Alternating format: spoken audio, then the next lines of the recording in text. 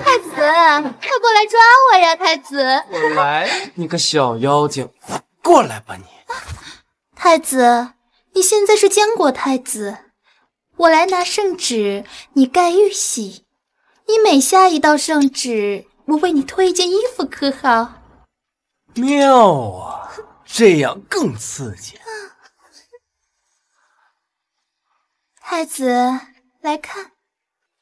赏秦妍儿白银千万里，见欢喜殿一座。好，赏。畜生！哟，老头子说话了，快！匈奴雄壮，歌城池久坐赠与匈奴，以结世代友。好。哦，区9座城池而已，送了。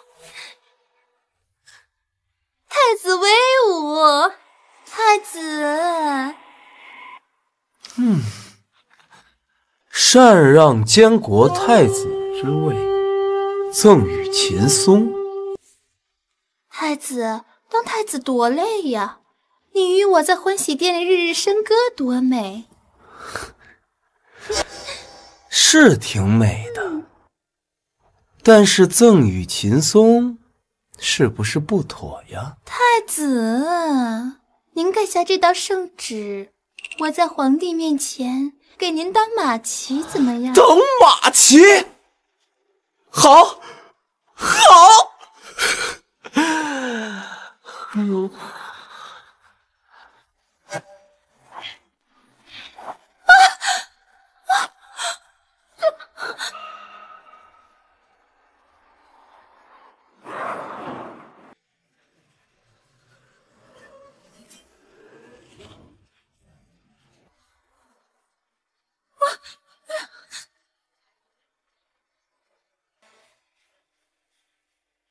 死了！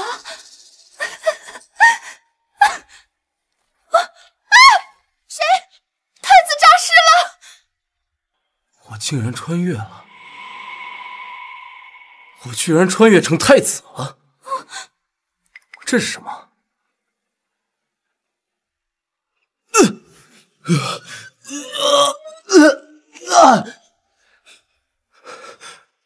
居然来蛊惑我弃皇帝，夸老子1000万两建欢喜殿，割让9座城池赠与匈奴，还让我禅让太子之位。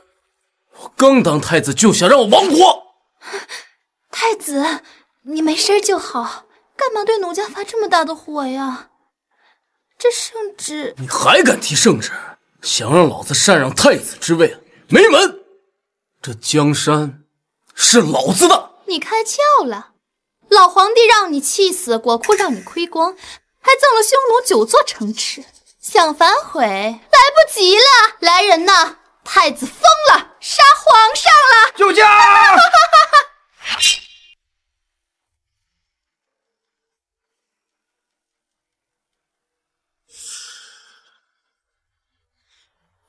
皇上，真没气儿了。是太子，他非要强迫我在皇上面前行苟且之事，把皇上给气死了。荒淫弑君，太子大逆不道，当诛！愣着干什么？杀了他！你这个妖女，竟敢伙同你亲哥谋反，你就不怕诛九族吗？来人，护驾！谋反？我们是肃清朝纲，这里面全都是我们的人。太子啊，不，夏正，你弑君之罪，物证人证俱在，还不赶快俯首就诛？慢着，夏正，你现在唯一活命的机会，就是把大夏让给我。你想想，国库亏空，匈奴逼近，民怒沸腾，你怎么能应付得了呢？好像是挺麻烦的啊。我还以为这个白痴长老子原来还是这么废物。那你把圣旨拿来，只要我盖上玉玺，你就能饶我一命。那是自然。来吧。哎呀，哎呦，当老子傻，把皇位交给你们，让你们勾结外贼去卖国求荣。割城池9座，劫贼欢心，休想！都给老子听着！只要老子执政1天，我大夏不纳贡，不割地，无非就是天子守国门，君王死社稷。你的意思是要和匈奴撕破脸皮？割城纳贡，这早就和匈奴谈好的了。他们答应换我们5年太平。你知道和匈奴翻脸之后后果是什么吗？匈奴南下，大夏易主。我大夏宁愿站着生，也不跪着死。说的好听，还宁愿站着生，不愿跪着死。我看大夏谁愿意死，动手杀了他！那好大的胆！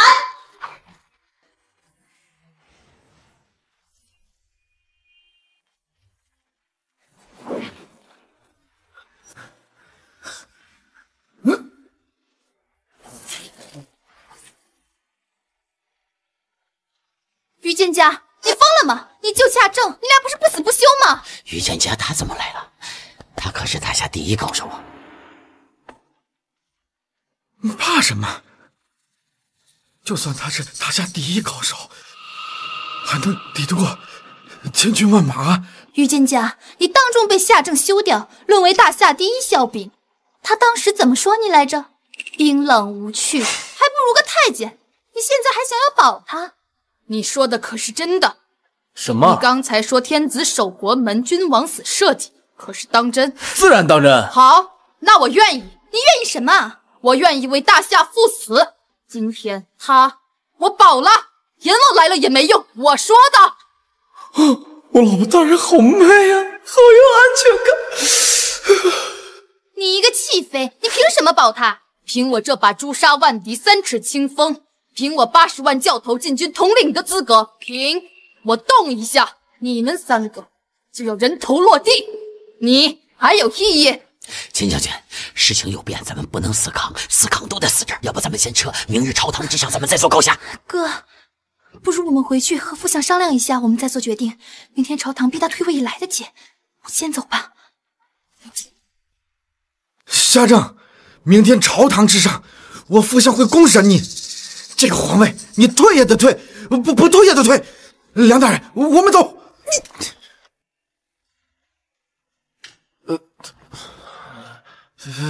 便宜老爹，你可别死啊！我可不想亡国。放肆！你竟敢对陛下龙体不敬，还是你真想害死陛下？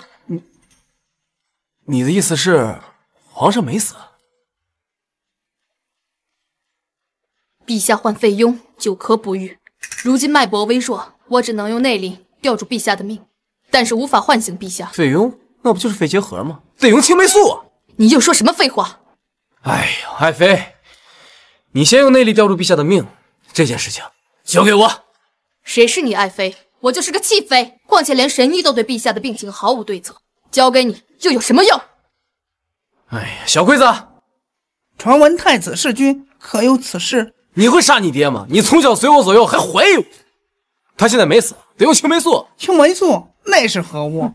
赶紧去御膳房找陈介卤菜，要找那种埋藏年份久的，最好把上面的青霉挖一点出来。如果没有的话，弄点卤汁过来也行。陈介卤菜倒是常州有进贡，只是这东西真的管用？你哪那么多废话？快去！幸亏便宜老爹得的是肺结核，要是其他病我还不一定有办法。这陈介卤菜可是比西方早500年发生的天然青霉素啊！我要为陛下传功了，不需要有外人在场。哎，爱妃，滚！好嘞。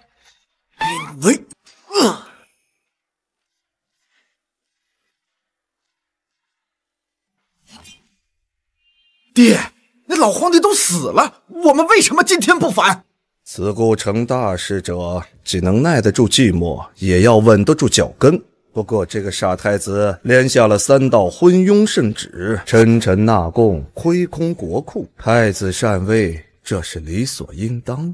那这事稳了？稳，除非他老子能活过来。死人怎么能活过来？老皇帝都凉透了。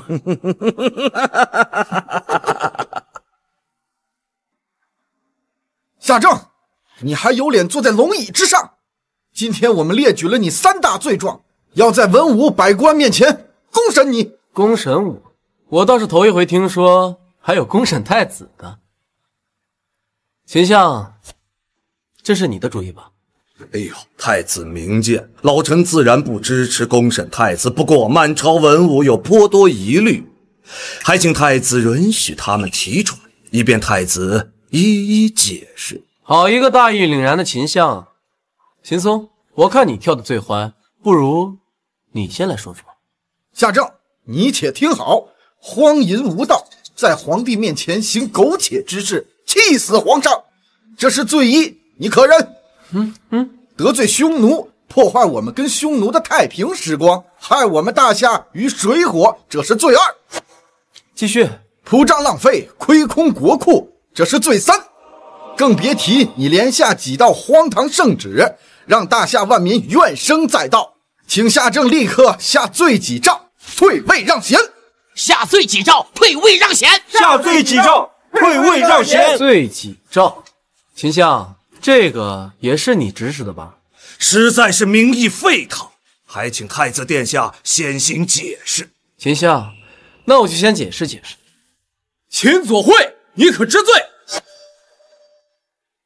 太子殿下圣明，老臣何罪之有？他们说我荒淫无道，我且问你，这秦嫣儿可是你秦相的嫡女？你自己荒淫还说嫣儿？谁不知道嫣儿温良贤淑？闭嘴！我和你老子说话有你插嘴的份吗？老子不退位，尔等皆是臣子，臣子就是本殿下的儿子。我和你两个老爹在说话，有你什么份儿？太子所言极是，孙儿没有规矩了。不过满朝文武皆是陛下的臣子，所以满朝文武更担心的是陛下龙体的状况。秦相原来是担心我父皇的龙体啊！真不愧是我父皇养了50多年的好儿子，够孝顺。夏正，你不要图一时口舌之快，你的第一项罪名你还没有解释清楚呢。那皇上是怎么被你气死的？你们一口一个说我气死了皇帝，我问你们，谁说皇帝死了？昨天我亲眼所见，我亲手所视，皇上他确实是归西了呀。哦，你确定？我当然想清楚再说。万一皇上没死，你这诅咒龙上死的罪名，可是要抄家问斩的呀。陛下龙体是否安康？我已请李太医去诊脉了。你开罪匈奴，陷大夏于水火，怎么说？哼，现在又不纠结我的罪一了。哎，你这么一说，还提醒我了，说我荒淫无道。哎，说到这个妖女秦嫣儿，我是该好好想想怎么蹂躏蹂躏她，然后杀了她。是非公道自在人心，匈奴的事儿你怎么说？什么怎么说？你说了割让9座城池又毁约，现在大军都压境了。大军压境了呀！秦相，作为大夏的顶梁之臣，你有什么好的办法？匈奴凶残，老臣暂无办法。各位爱卿，大夏顶梁之主可有良策？又或者谁愿意带兵呢？秦相，以你为首的这些大臣，可真是一群废物！你才废物呢！怎么说你们是一群废物还不乐意了？文不能安邦，武不能定国，不是废物又是什么？秦松，我看你面色不忿，你是禁军统领，又拜虎贲将军，不如你去出战。我出战？那可是匈奴以一敌10，我怎么出战？再说这是你的事儿，与我何干？好一个与我何干！既然你不愿意为国解忧，我看你这虎贲将军就不用当了。你撤职！太子殿下，那匈奴所求的只是钱财和土地，如果在原有的基础上加上1倍，一定会让匈奴满意，平其心中怒火，保我们大夏10年太平啊！双倍赔偿啊！梁爱卿，你可愿意做？虽然难度很大，但是老臣愿意做这个和事佬。梁爱卿果然是本殿下的好智囊。来人，去梁府尹家把钱财全都缴了。嘿嘿，还有家里女眷一起给匈奴送过，让他们享乐享乐，消消气。你梁爱卿，匈奴消气了，自然会退兵，这等利国利民的好事，想必梁爱卿应该很乐意吧？哎，对了，我还听闻梁爱卿擅长吹箫，不如一同前去匈奴那里，在他们玩弄你家女眷的时候，你在一旁给他们吹箫助乐。下令，如果你敢这么做，史书上一定会让你遗臭万年。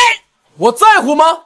来人，马上去梁府尹家，连母口都别放过，给匈奴送过去！连母口都别放过，给匈奴送过去！哟，梁爱卿这是想要为国家贡献兴奋过度了，还是有什么特殊癖好？殿下，不可呀，殿下。梁爱卿也知道送礼送钱是错的。是的，是臣口误，口误。滚！为朕先妾，送女送钱，苟且求和，你们一个个的都是废物，太监都不如。昨天我就说过，天子守国门，君王死社稷。今后谁要是再提割地赔款之事，老子就现抄了谁的家。不好了，不好了，陛下驾崩了！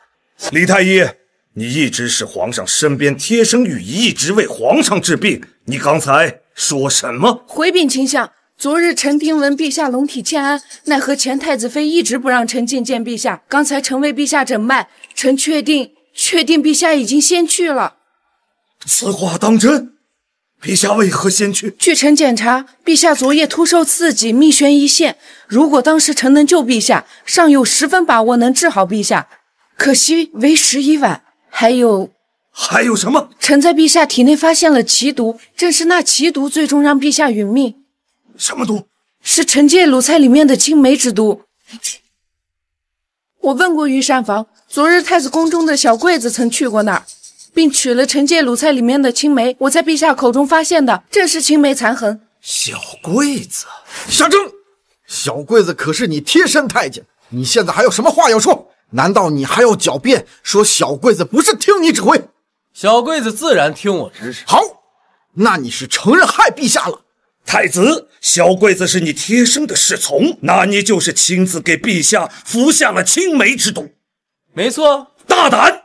朗朗乾坤之下，大夏朝堂之上，你竟敢真的给陛下服毒！太子，你就怪不得老臣了。下毒？谁说我给陛下下毒了？你还敢狡辩？那青梅之毒乃是食物腐烂所生，3岁小孩都知道不能吃。你不是下毒，又是干什么？陛下受奸人所害，我以禁军统领虎贲将军之职，号令禁军缉拿夏正，为陛下报仇！为陛下报仇！陛下报仇！陛下报仇！报仇！夏正，你弑君杀父，自古以来都是罪大恶极。贵为太子，我等朝臣在朝堂之上也要肃清朝纲。你刚才所说爱国惜民，我等朝臣也不愿意在朝堂之上看到所谓的流血。你自裁谢罪吧。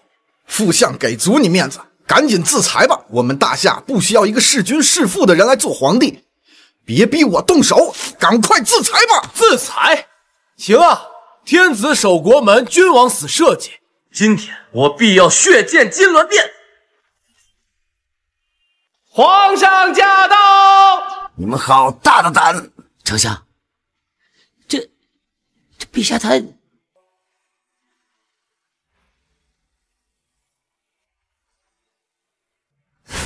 陛下，您没事，真是太好了。我刚才差点误会太子了。对，差点误会。误会？刚才不是还让我自裁，怎么就误会了？刚才我跟监家一直在门外，听到你们说太子的3条罪，还有我这些好大臣们应对的办法，太欣慰了，都要把朕的江山白送给匈奴了。梁爷，你怎么不说话了？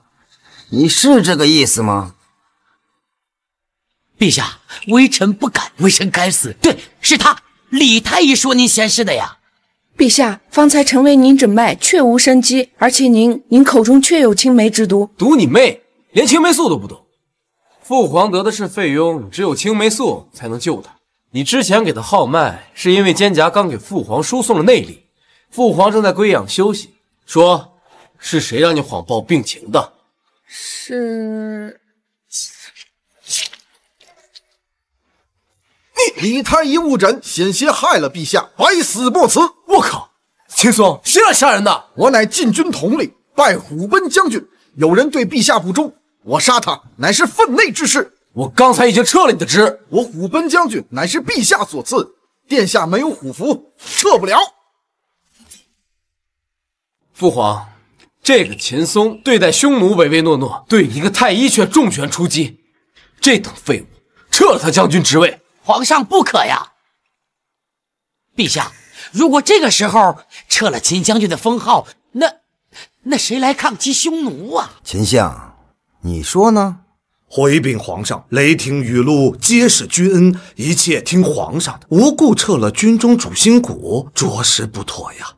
就他还是军中主心骨，我看他脑袋空空，不是废物是什么？你胡说！我博览群书，我读了上百卷书，我怎么脑袋空空？既然这样，父皇，不如我出3个儿童都会的题，考考秦将军。如果他能答上来，儿臣当面给他赔礼道歉；如果他答不上来，那就撤了他将军职位。秦将军如何？陛下圣明。如果我赢了，请陛下降旨，让太子当着众人的面给我侦查道歉。好，那就开始吧。第一题，什么东西你脸上有，胸上有，屁股上也有？肉。是月亮的月。哈哈哈，妙啊！太子说的对，我大意了。再来。第二题，什么光能带来痛苦，令你难以接受？红光。绿。是刺眼的光。是耳光。你。第三题，我这耳光打在什么地方，秦将军不觉得疼呢？手上，脚上。蠢货，自然是打在秦相的脸上，你不会疼了？蠢货，自然是打在秦相的脸上，你不会疼了？爹，父皇，刚才这3道题连3岁小孩都能答上来，秦将军却什么都不知道，他不是废物是什么？下诏夺秦松虎贲将军称号，撤出军中一切职务。陛下，我乏了，后面有事儿找太子，我不在的时候依然由太子监国。陛下，请您一定保重龙体啊！不过10日之后，匈奴使臣将会来侵，此次匈奴前来，来势汹汹，不知我大夏朝该如何应对啊？秦相，你耳朵是聋了吗？陛下刚说了让我监国，匈奴使者来，自然是我来对付。太子对付自然是极好的，不过太子之前下了一道圣旨，修建欢喜殿斥资1000万两，导致国库亏空。如今军需物资还有皇宫用度，又需这1000万两，不知太子该如何应对？5日酬银，可否？当然可以。太子殿下，这欢喜殿已然动工，如果贸然裁撤工人及其家眷的话，将会流离失所，请太子三思。这欢喜殿自然是要建的，不过要改称北征殿。匈奴1日不破，我1日不住。好，自然是好的。你倒是提醒了我一件事，这欢喜殿可是因为那妖女秦嫣儿蛊惑所建。父皇，你也见到了那秦嫣儿是如何蛊惑我，我要将这妖女囚禁起来，免得祸国殃民。你敢？所言极是，准。还愣着干什么？还不把你妹绑进宫来？放心，我又不会杀了她，只是把她囚禁起来，慢慢陪她玩。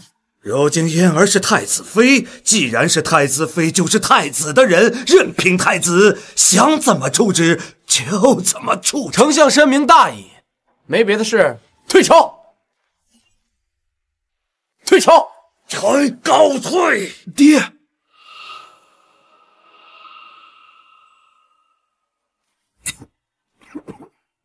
畜生，跪下！父皇，你竟然敢在为父面前行荒唐事，还休了余家之女，更为大夏惹下诸多祸端，你知罪吗？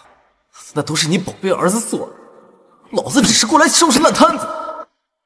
父皇，父皇，儿臣知罪了。儿臣在父皇打醒儿臣之后，儿臣宛如开窍一般。开窍？怪不得你懂得那些什么青霉素之法。为父倒是好了很多。那我问你，你那句君王死社稷可是真心的？当然是真的。你不怕匈奴？区区匈奴，我非但不怕，我还要封狼居胥，拜冠军侯。你是太子，咋能封侯？罢了，我之后一切都是你的了。你惹的那些烂摊子，你自己去管。如果这件事情你处理不好，皇位将与你无关。父皇，瞧好吧。起来吧，蒹葭是个好孩子，这次他为朕输送内力，你要好生待他。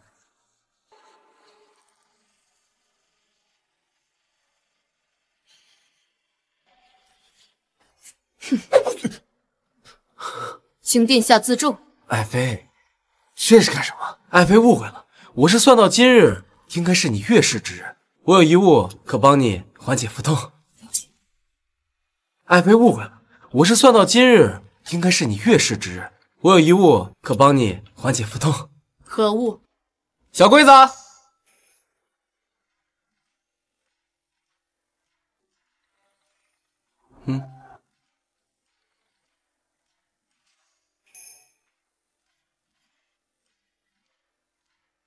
这药要想发挥此药效的完全功效，还得配合我独门的推拿手法。你看，父皇的病我都治好了，此手法名为死帕，我当着父皇的面还能占你便宜不成？蒹葭，你让他试试。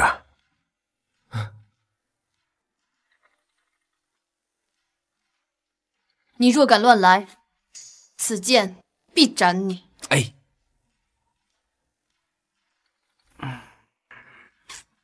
怎么样，舒服吧？果然肤若凝脂，体香诱人呐。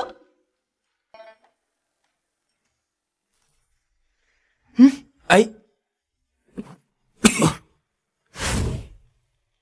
父皇，刚才儿臣所按之位，乃是太子妃丹田所在之处，需用儿臣独家手法将药物化解，不然药物堆积，日后恐难有孕。蒹葭，感觉如何？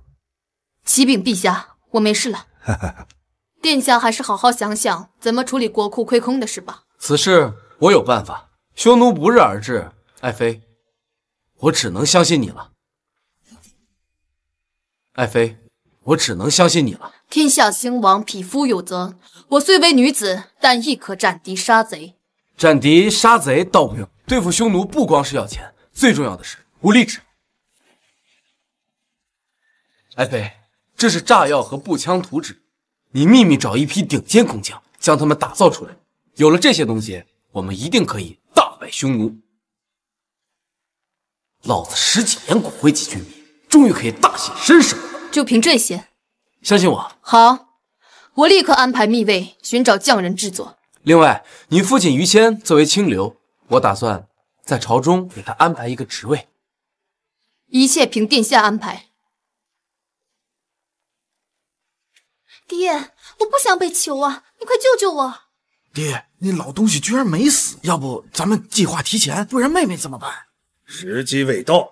虽然这个夏家王朝是强弩之末，君王死社稷，等到匈奴使者一来，他们会跪着来求我。那现在我们怎么办？现在国库亏空，那白痴太子不会随便抄家吧？这个太子好像变了个人似的。不过就算抄家，谁又能抄出1000万？除非抄我们家。放屁！这个老东西不死着实蹊跷，但我埋的那个伏笔就快要派上用场，你去把他给我找来。是。燕儿，这几日就要委屈你了。爹，救救我！爹，你救救我！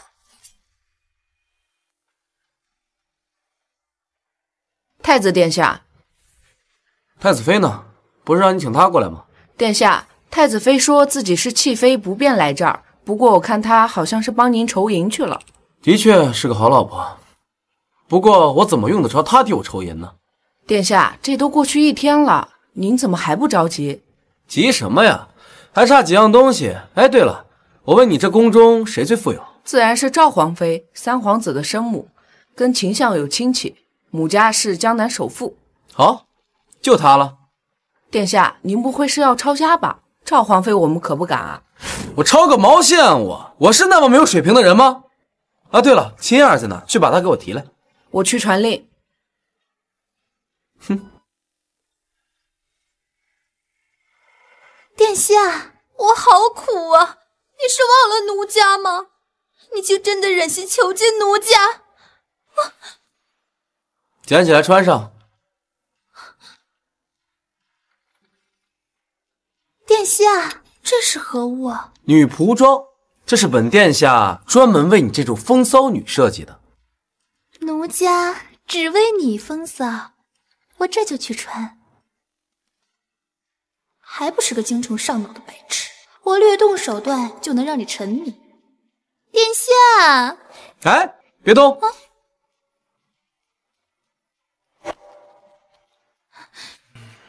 哼，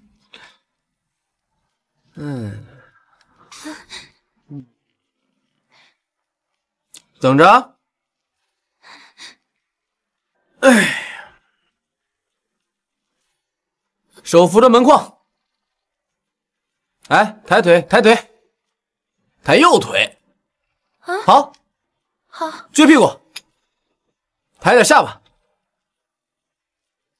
百姓们，你们有福了，让你们见识一下21世纪的福利机。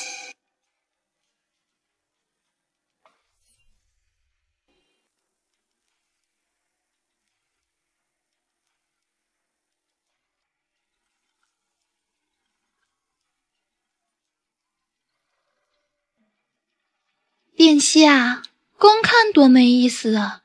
让奴家来伺候你。凭你就是我给大夏准备的福利机，还想伺候我，真是冒昧的家伙呀！滚滚滚滚滚！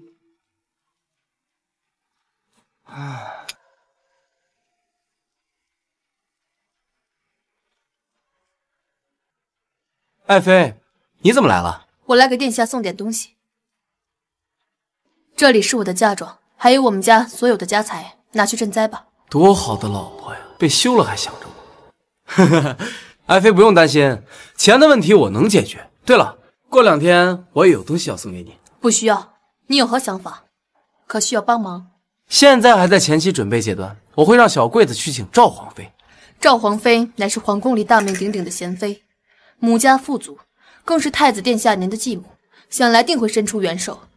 她伸出援手，你可别忘了，她儿子也是皇子，她不落井下石就已经不错了。太子殿下，赵皇妃说她没空，让您去拜见她这个长辈。太子殿下的命令，她也敢拒绝？无妨，不必计较。过2天，她肯定会求着来见我的。哎，仙家，去准备图纸上这些东西。明天开始，我们正式募资。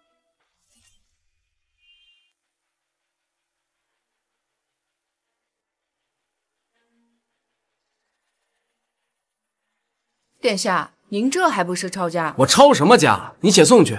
是。赵皇妃，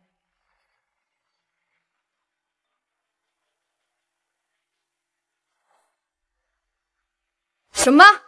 让我赵家筹银500万两，回去告诉太子，那不可能。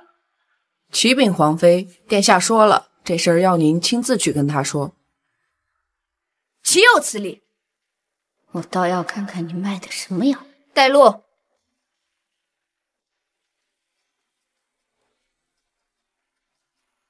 太子呢？我已在此等了3炷香的时间，他怎么还没出来？启禀皇妃，您来的时候我已通报过太子殿下，他现在还没来，应当是有什么急事儿吧？我乃太子长辈，名义上的母亲，他怎敢让我在此久候？太子殿下说，您若是不愿等，大可离开，改日再约。哼！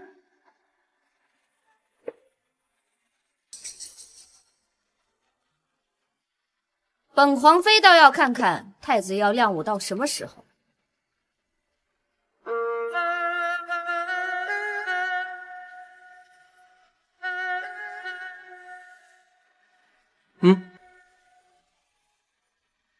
哟，皇妃还没走呢，实在不好意思，昨夜政务太多，处理晚了，一觉啊就睡到现在。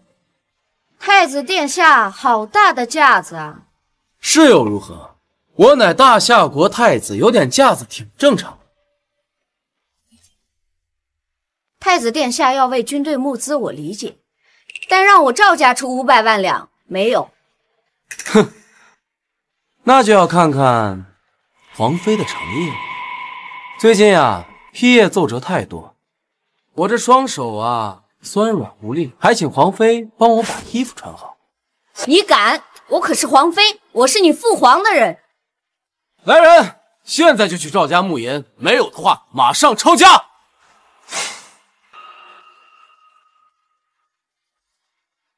放肆！你知道你在干什么吗？我刚才看你快摔了，扶你一下，你不应该感激我吗？我若给你穿衣，你就放弃这无理的条款。是啊。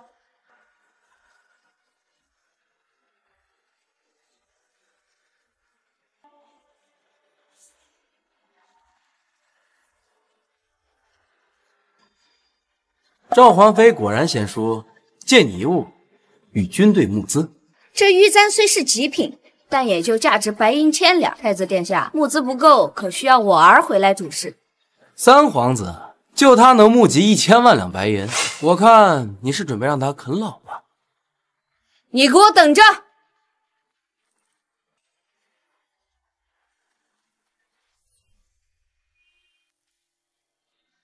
富婆的玉簪，福利期的照片，现在就差一个压箱底的东西了。去找老头子。父皇，义子，听赵皇妃说你要操他的母家。父皇，那都是假的，儿臣自有妙计。堂堂皇帝现在因为内库无钱，连吃药都吃不起，还有4天，这个月大臣和内宫的俸禄都要发不下去了，更何况将士们的军需和物资，你叫朕怎么能不急？区区银钱，儿臣只需要3天时间。你可知道你在说什么？现在内库的银两空缺，只有2000万两之巨。3天时间，这2000万就是大夏的首富也不敢夸下如此海口。父皇不用担心，不过还需要父皇配合，赠儿臣一副墨宝。墨宝？对，就随便写“皇恩浩荡”4个字即可。你若要买官鬻爵，贩卖墨宝，朕绝不答应。父皇放心，到最后这墨宝一定还能回到您手里。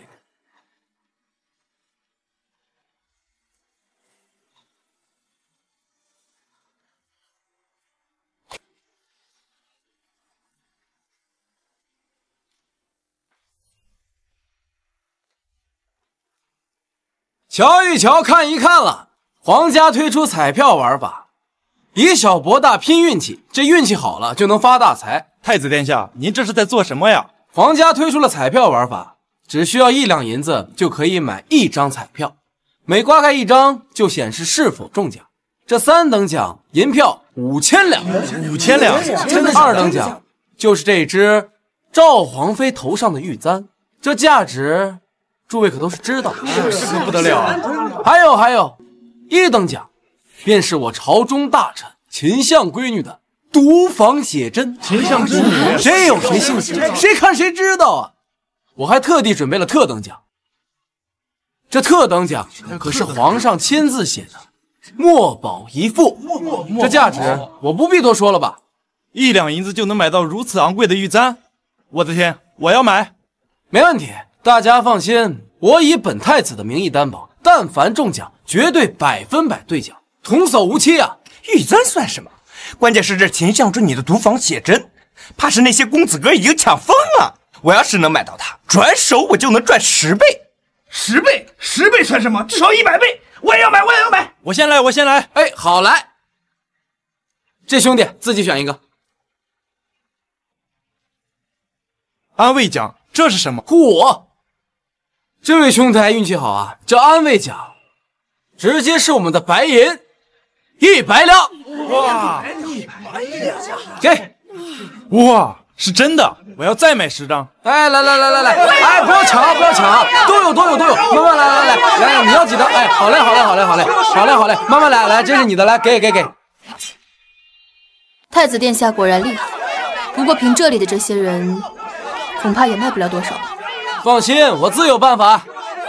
哎，各位，为了感谢大家的热情，我们今天特意推出了好友助力拼夕夕的玩法。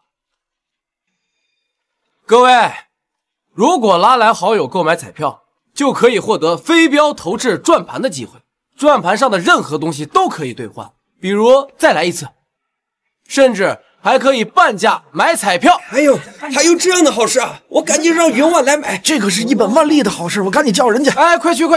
大家赶紧去啊！太子殿下果然有办法。哇，我中了！安慰奖100两银子，我中了！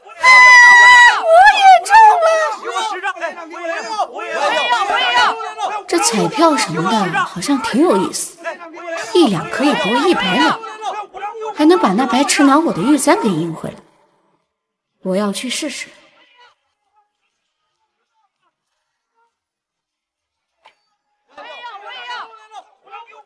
我要50张。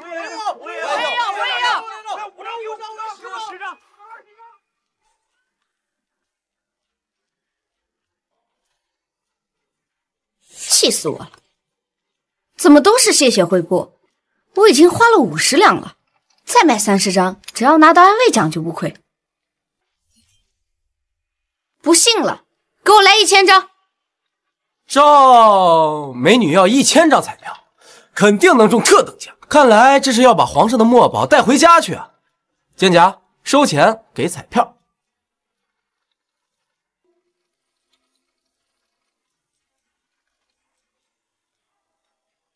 我就不信了，我已经花了那么多钱，我只要拿回我的簪子或者拿到特等奖，我就不亏。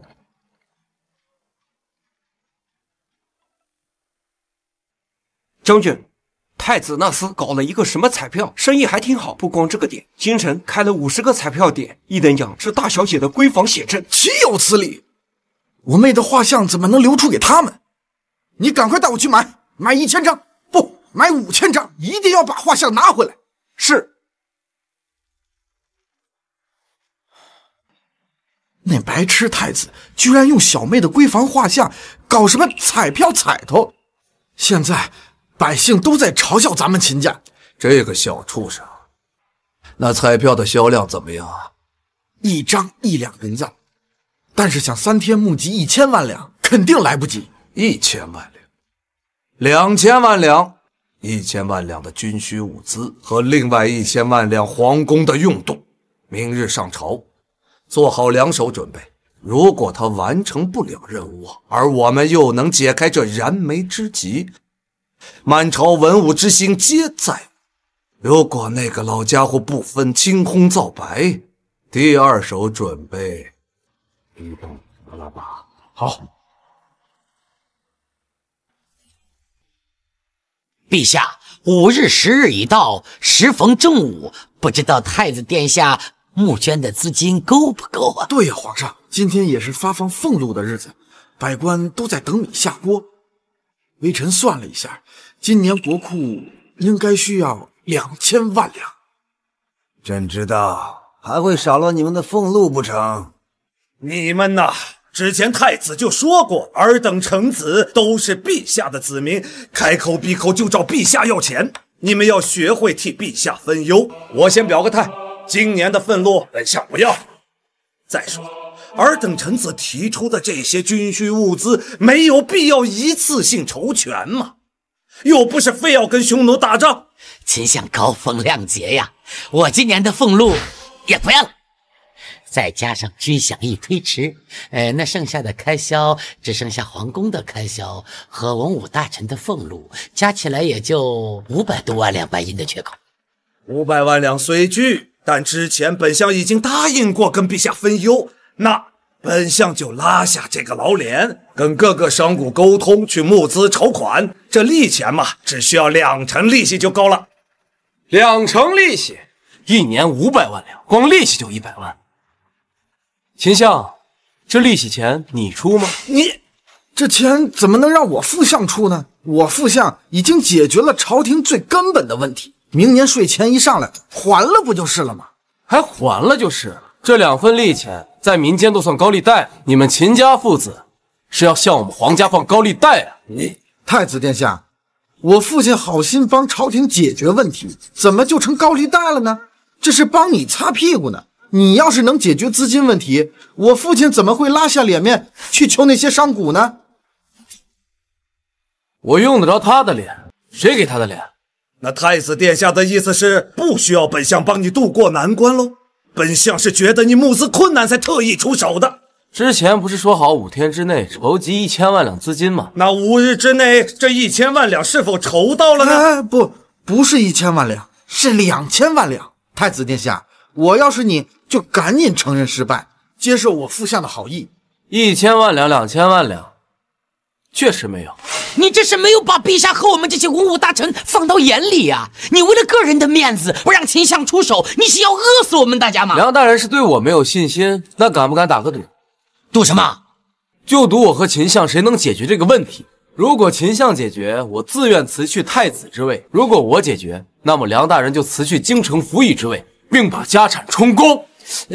这个害怕了？之前我的手段你们也都见到了，有什么不敢赌的？你不就用那个什么彩票吗？1张1两，你3天时间能凑20万两都不错了。怎么，你也想赌啊？那个太子殿下，你的募资都在那个盒子里装着的吗？如果我跟你赌，你不会另外做手脚，也不会再请外援吧？那是自然。那我有什么不敢赌的？不过如果你赌输了，你不但要辞去太子的职位，你还要给秦相跪下来赔礼谢罪。我说你们这些大臣是不是脑子有问题？我跟你们打赌，我还会输？不是我们脑子有问题，是你那个箱子有问题。那么小个箱子装满了，它能装多少钱？就几根金条，还有少许的银票，充其量就几十万两。太子输了。梁大人，仔细看看，仔细看看，嘿，仔细看看。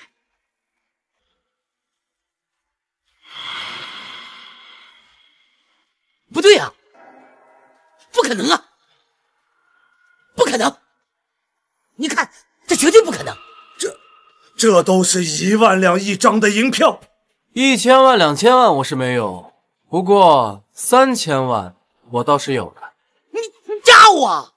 你上面放几块金条干什么？放着金砖是防止银票错乱呀。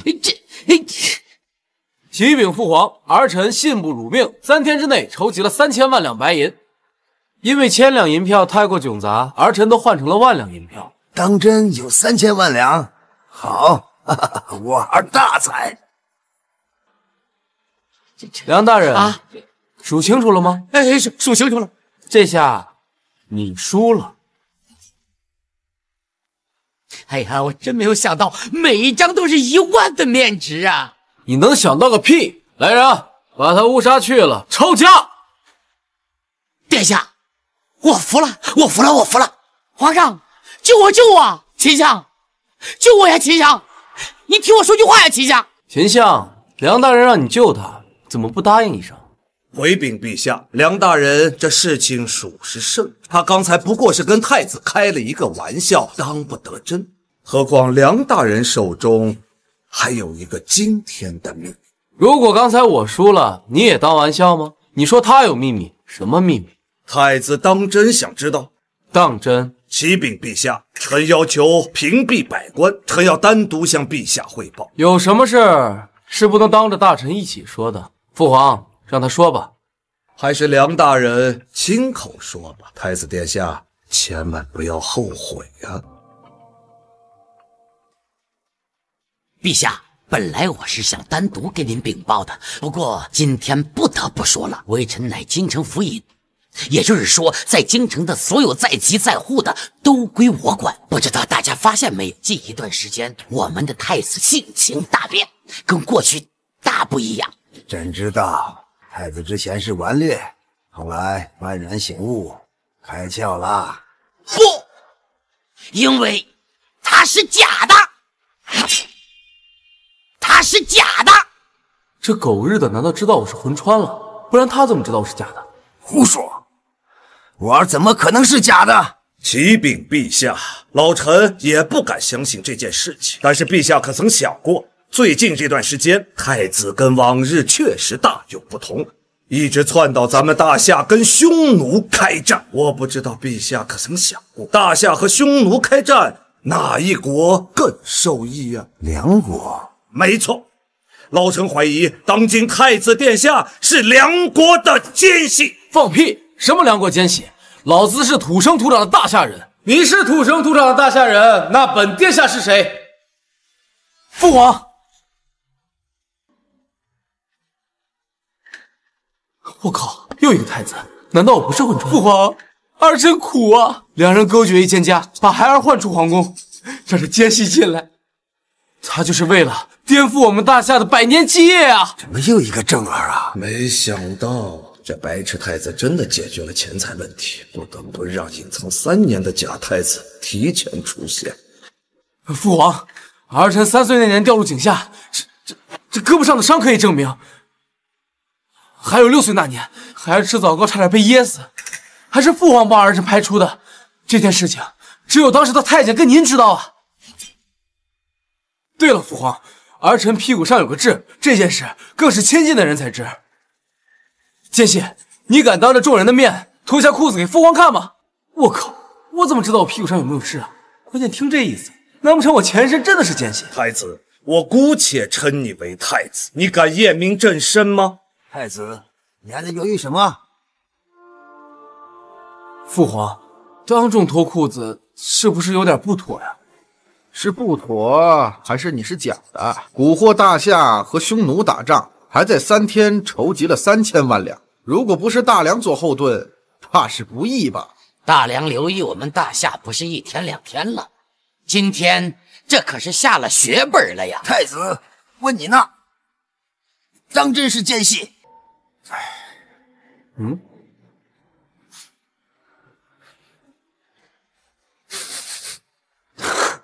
我脱裤子有什么不妥？不过要不要让你先脱呀？我先脱？我为什么先脱？怎么，你有点慌了？那这样，你是不是更慌？一个不男不女的太监，我凑近就能闻到你的尿骚味，这种味道只有净身没净干净的太监身上才有，居然敢冒充本太子，我看你是活腻了！殿下饶命！殿下饶命！是。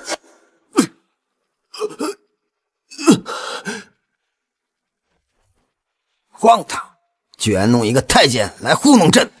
梁爷，这就是你所说的我的太子？这个太子怎么可能是个太监？父皇，这假太子刚要说话便死了，恐怕这幕后指使就在这朝堂之上。太子所言极是，本官乃百官之首，定当严惩幕后黑手。秦相，这会儿不怀疑本太子了？太子乃千金之躯，怎么可能是假的呢？地上的死鬼才是假太子。梁爷，你诬陷太子扰乱朝纲，你可知罪？我，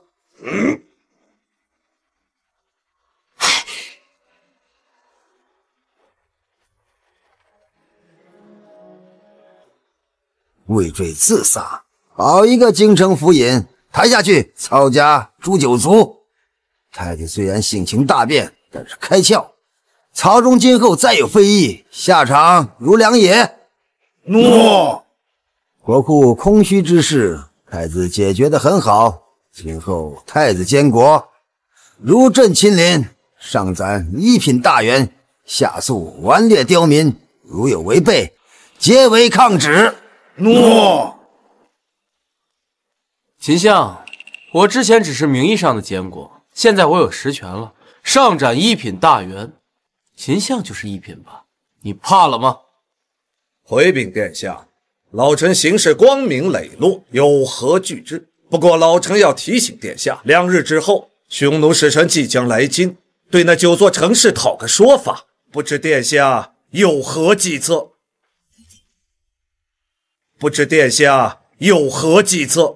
提前了，小小匈奴，何况来的只是个使者团，何须计策？就不劳秦相费心了。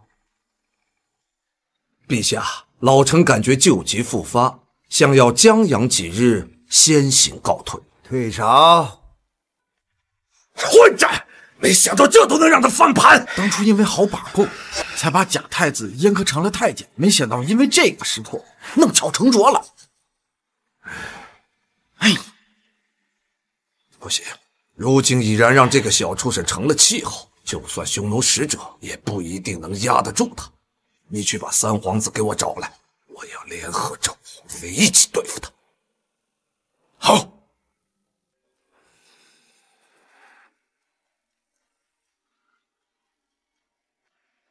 太子妃，你是没见到今天殿下有多么的英勇，先是拿出来3000万两银票，然后又拆穿了假太子的身份，那简直太神勇了。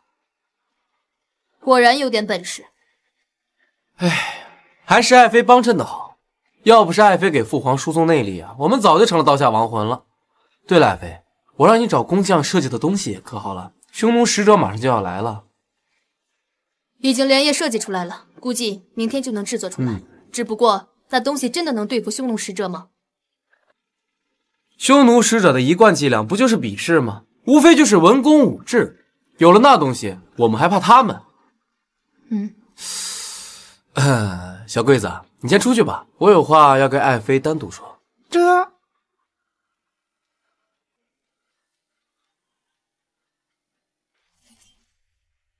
太子殿下，有何话要单独与我说？之前休了你，是我不对，有朝一日我一定在万众瞩目之下帮你恢复身份。哎，爱妃怎么了？没事没事，为陛下传功消耗了我9成功力，需要静养数日才能恢复。爱妃，你这是没力气了呀？既然这样的话，你这淫太子，我还以为你改了呢！你要是敢动我，我就自断筋脉而死！爱妃，你千万别做傻事啊！你忘了我是怎么治好你月事之痛的？其实我有件礼物要送给你。果真？那你刚才……爱妃，请你一定要相信我好吗？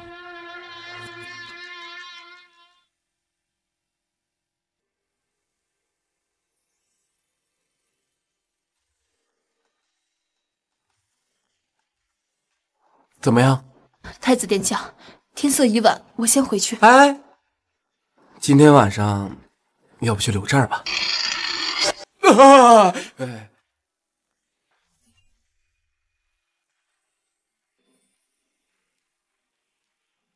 匈奴使者马上就要来了，秦相呢？我父亲告病假，今日匈奴之事还需殿下自己应对。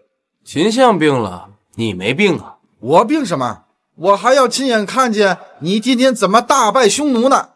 我看着秦松卖国贼的样子，想不到满朝文武竟然没有一个可用之人。不行，我需要自己人。报！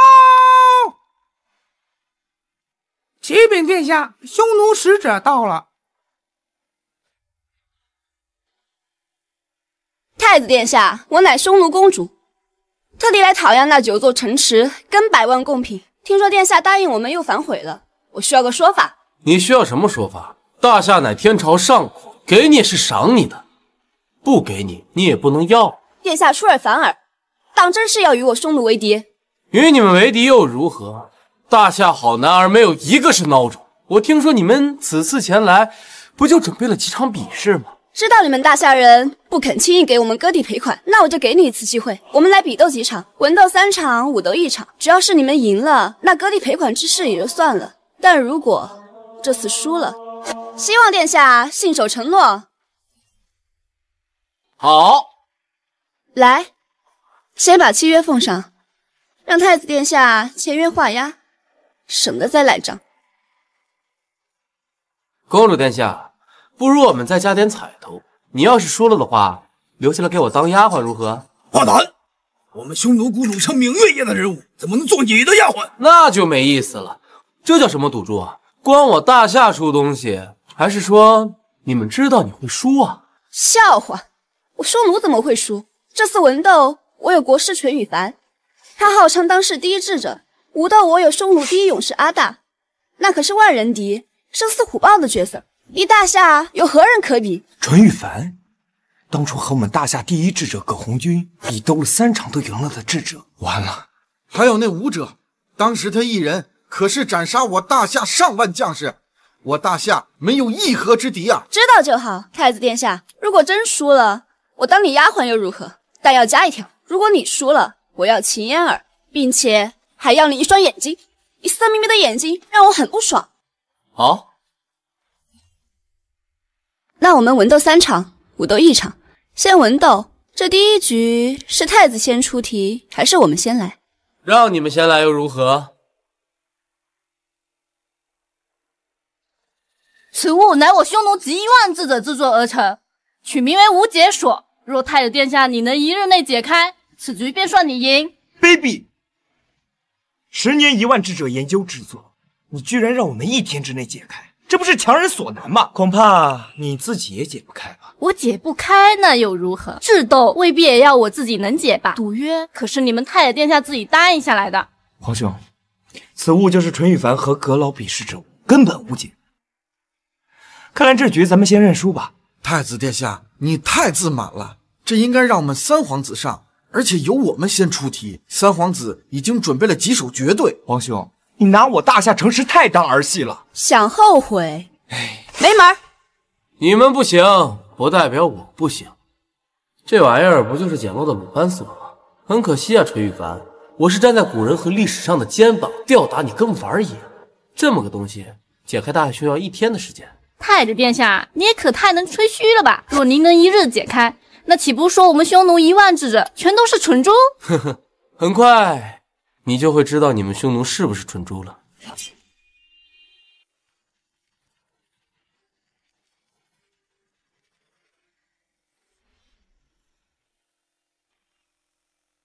哼，看来你们匈奴还都是蠢猪啊！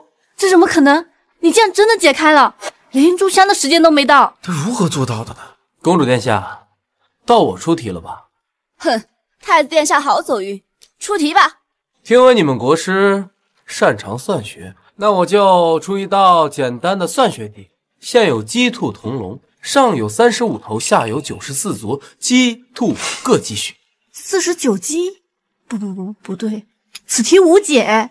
太子殿下以无解之题强人所难罢了。如此简单之题，国师竟然说无解，答案是23只鸡，12只兔子。此题竟然真的能解，你怎么会有如此智慧？明明传闻你这太子不学无术，荒淫无道啊！不可能，这是术数，连阁老都不可能有如此造诣，这比绝对更难。你怎么会这个？怎么，3皇子是盼着本殿下输吗？不是，公主殿下，3场文斗我已经赢了2场，剩下那1场还比吗？比，为何不比？若是再输，你就别回国了。听闻3皇子准备了千古绝对，我这里也有个绝对，还请大家赐教：海水招潮，朝朝潮，朝潮朝落。这就是难倒阁老的千年绝对，普通人连读都读不出来吧？听闻3皇子有才名，之前你说你准备了绝对，不如你来试试。海水潮，朝朝潮，这是绝对呀！100年来无人能解，你们这是耍赖啊！轮到我们出题，我们想怎么出就怎么出。太子殿下认输吗？没事儿，文斗结束，我们还有武斗。别着急啊，我大夏人才众多。秦松，秦相向来文采斐然，你去问问他。不，我爹告病，没精力。秦相果然神机妙算，知道今天要丢脸，请病假了。太子殿下，您就别拖延时间了，回答不上来，咱就下一场。谁说我回答不上来？我只是看看我大夏是否还有能臣。果然不出我所料，现场的诸位都是垃圾。皇兄，你过分了！你说谁是垃圾？你看，垃圾极了。逞口舌之力有什么用？太子殿下，赶紧认输！你这匈奴蛮夷之地，还想跟我们大夏比划？你们垃圾可不代表我们大夏垃圾。听好了，我对浮云厂长厂长长萧。浮云厂长长萧。对上来了。不可能，绝对不可能，葛大儒都对不上来。这可是100年都没人对出来的绝对，你怎么会？我不但会这个，我还会的更多。要不要免费送你一个？我随便出一个烟锁池塘柳，含金木水火土，你们怎么对？我还会调琴调心调，调调调来调调妙，你们又如何应对？不可能，你绝对不可能！我刚才说什么来着？你们匈奴都是蠢猪，还跟我们玩文化？呸！哼！我不但会绝配，我还会唐诗300首，宋词一大片，跟我比。公主，此人底蕴极深，我不是对手。废物！阿大，你上。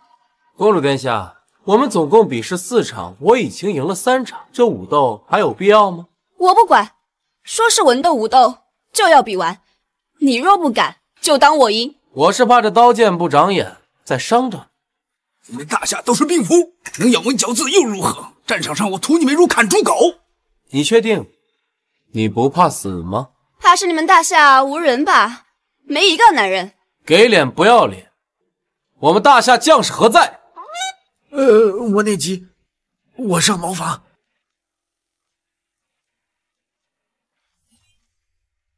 快，把你们大夏第一高手叫出来！我早就想和他争天下第一了。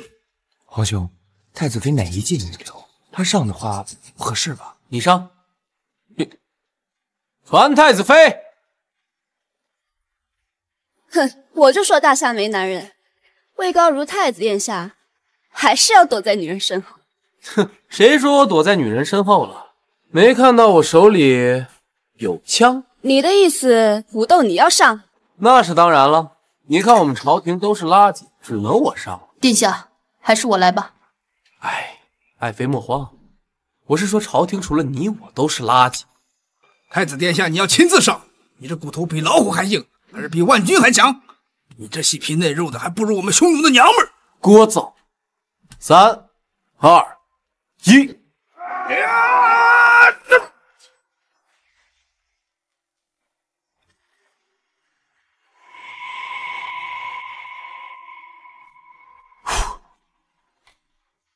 1！21世纪了，要相信科学。怎么可能？巫术，这是巫术！这是何物？此物居然有如此大的威力，破我护体真气，简直轻而易举。公主殿下，要不要吃本殿下一枪？不要，我们输了，认输。之前的9座城池，不要了。好，那你留下来给我当丫鬟。啊！你滚回去，告诉你们可汗退军300里，否则的话，小心我用枪把他的匈奴大军都屠戮干净了。你给我等着！回去告诉秦相，他今天没来，我很不满意。还有一些大臣的表现，我也不满意。从明天开始，我要选拔真正的人才。皇兄，今日你大挫匈奴，3日后便是你的成人礼，到时候我的老师葛红军亲自为你加冕。看来没憋什么好屁呀！他跟葛红军游学，怕是要借葛老打压我。罢了，试试那葛大儒的人品，如果他有用，刚好借他的名气开科举。好，退朝。没想到啊，真让这个小畜生成了气候。这下如何是好？他若要提拔自己人，我儿岂不是更没机会了？母后稍安勿躁，葛老乃是我的老师，更是父皇的老师。平日最讨厌跳脱不守规矩的人，我早在他面前说足了皇兄的坏话。那正好，在他成人加冠礼的时候，让葛老狠狠地羞辱他。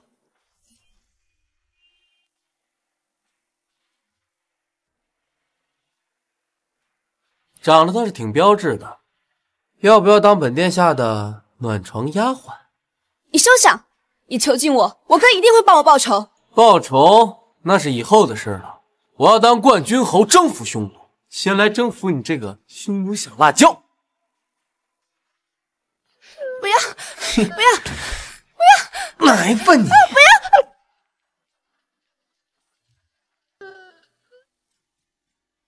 要！哦，殿下，想不到你们大夏人还如此神勇。这小辣椒征服了之后，怎么还有点痴女？殿下，你文能治国，武能安邦，妾身好喜欢你。妾身这儿还有几个绝对，殿下能跟妾身对下吗？哎，没空了，没空了。今天肯定是没空。今天啊，可是我的成人礼。那殿下今天可要小心，我可听说葛红军会当众考教你学问，让你出丑。你怎么知道的？秦相那边说的啊，他早就跟我们有联系。这个老匹夫果然卖国。我可是985的大学生，记了多少流传千古的名篇佳作，想考我，那你是撞枪口上了。阁老远道而来，舟车劳顿，一路辛苦啊！一路不辛苦，有三皇子陪我游学，他仁德亲善，学识渊博，如此优秀，又任劳任怨，有他常伴我左右，我哪里会辛苦？阁老所言极是啊，三皇子能文能武，只有在您座下饱读诗书，方能誉满京城。只不过皇帝陛下年事已高，有些昏聩，才让那个不学无术的夏正当了这个太子之位。老夫也有所耳闻，当朝太子监国不到1个月，荒淫无道，私下圣旨，定是胸无点墨之徒。此等昏庸之人，怎能让他做太子呢？葛先生说的对，莫怪我那太子兄长，他自幼不爱读书，只是得到了父皇的宠爱，性格才会如此。荒唐！今日是他的加冠礼，老夫一定要让陛下还有天下文人都看清他不学无术的样子，让他灰溜溜的滚出东宫。太子加冠乃是大夏国大事，今日当着诸位爱卿的面，请朕的老师葛先生亲自为太子加冠。恭贺太子加冠！葛先生著书立说，品行高洁，是大夏国所有读书人的老师，更是朕的恩师。接下来，请葛先生为太子加冠。先生，陛下，臣拒绝为太子加冠。葛先生，这可不是儿戏啊！陛下，太子胸无点墨，不学无术，这样的人为他加冠，那只会辱没了臣的清明，臣宁死不从。陛下息怒，臣也是为了大夏，一个不读诗书乱下圣旨的顽劣，断不能成为我大夏国的监国太子。葛红俊，你糊涂啊！臣与太子打个赌，倘若太子能以沙场为题，写出一首能看得过去的诗词，臣愿意向太子下跪道歉。倘若不能，臣绝不辱没清明，为太子加冠。葛先生，你口口声声说我胸无点墨，不学无术，今天我就叫先生看看什么是真正的诗词。太子殿下慎言，阁老乃当朝第一文人，诗词歌赋登峰造极。太子如此说话，怕是会招来天下人耻笑。太子不要冲动，请父皇和各位大臣一起做个证。既然如此，那我就看看太子能写出什么绝世佳作。小桂子，拿纸笔来。母亲，大喜事！何事？事情进展的比我们想象的顺利太多了。他被葛大儒当殿怒斥了？何止如此，葛大儒说了，不学无术，胸无点墨，当殿拒绝了为他加冕。那太好了。他倒好，不知道自己几斤几两。面对葛大儒提出来的诗词考核，竟然大放厥词，说什么要教葛大儒写诗词，这不是滑天下之大稽吗？他这么说话没有脑子吗？那可是当代儒圣，读书人奉若神明的葛红军啊！但凡不是个蠢货，就不会说出这样的话。我看他是太子坐久了，飘了，以为什么事情都能以权势解决。这次葛先生肯定狠狠收拾他一顿。得罪了葛大儒，就相当于得罪了天底下所有的读书人。一会儿打赌输了，便会引起天下所有读书人的耻笑。他是太子，脸皮再厚，天下的读书人也能把他给掀翻下去。哪怕是老皇帝也保不住他。那可是得罪了所有帝室，还有无数的读书人，当朝的所有文官。哼！殿下到底想做什么？在诗文一道上挑战葛红军，无异于以卵击石，这可怎么办啊？既然是赌约，那就以一炷香为实现吧。不知道太子殿下还有阁老意想如何？何须一炷香的时间？吹牛吧！区沙场诗文，我现在就能写。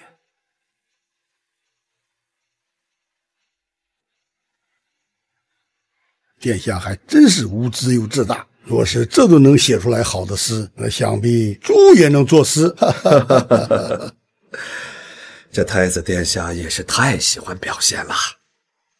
古人云七步成诗，他这是眨眼成诗啊！这要是能成了，怕是要一笑千古了。葛先生，过来看看吧。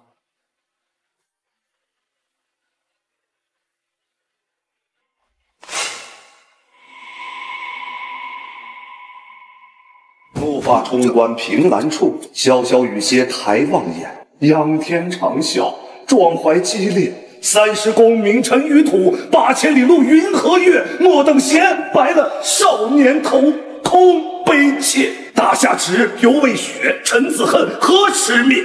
驾长车，踏破贺兰山缺。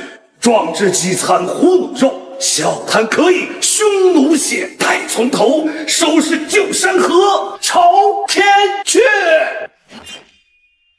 怎么可能？世间竟有如此绝世佳作！我竟以为太子不学无术，我葛红军愚蠢，愚不可及。殿下，是我瞎了眼，我输了。不可能，他怎么写得出这样的作品？连葛红军都输了。待从头，收拾旧山河，朝天阙。好，好啊！大家都看到了吧？这就是太子的才学。还有谁觉得太子不学无术吗？太子殿下之才，我等佩服。葛先生呢？臣有眼无珠，道听途说就冒犯太子殿下，实在该死。如今葛先生可不愿意为太子加官？臣还是不愿。臣才疏学浅，看着这首诗词，实在是没有资格为太子殿下加官。无妨，无妨。先生何须谦虚，我还等着你留下来辅佐朝政呢。有他在，推举科举制更方便。老臣愿为殿下效死。好。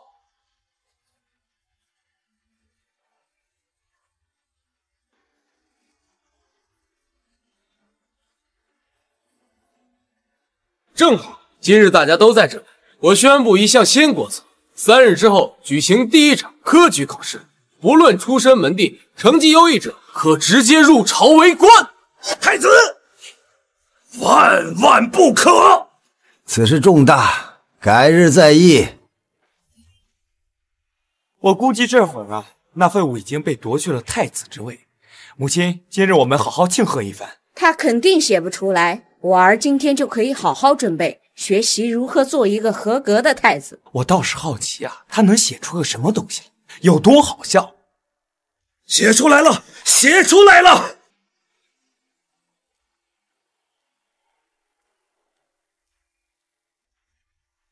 没想到他眨眼之间写出来的东西，竟连阁老都自愧不如，居然当朝给他跪下。你是说他不仅赌赢了匈奴使者，还征服了我的老师？怎么可能？这怎么可能？不过他当着满朝文武面说要举行科举制度，引寒门子弟入朝为官，现在满朝文武都吵起来了，居然还有大臣以死相逼。我儿，这是个好机会。哼，对呀，那个蠢货怎么敢提出这样的国策？从寒门选拔人才，那些权贵们怎么把他们的后代送入朝堂？以前只是秦相针对他，这政策提出来，从外戚权贵到文武百官，甚至是地方官员，都要联合将他拉下，乃至杀死。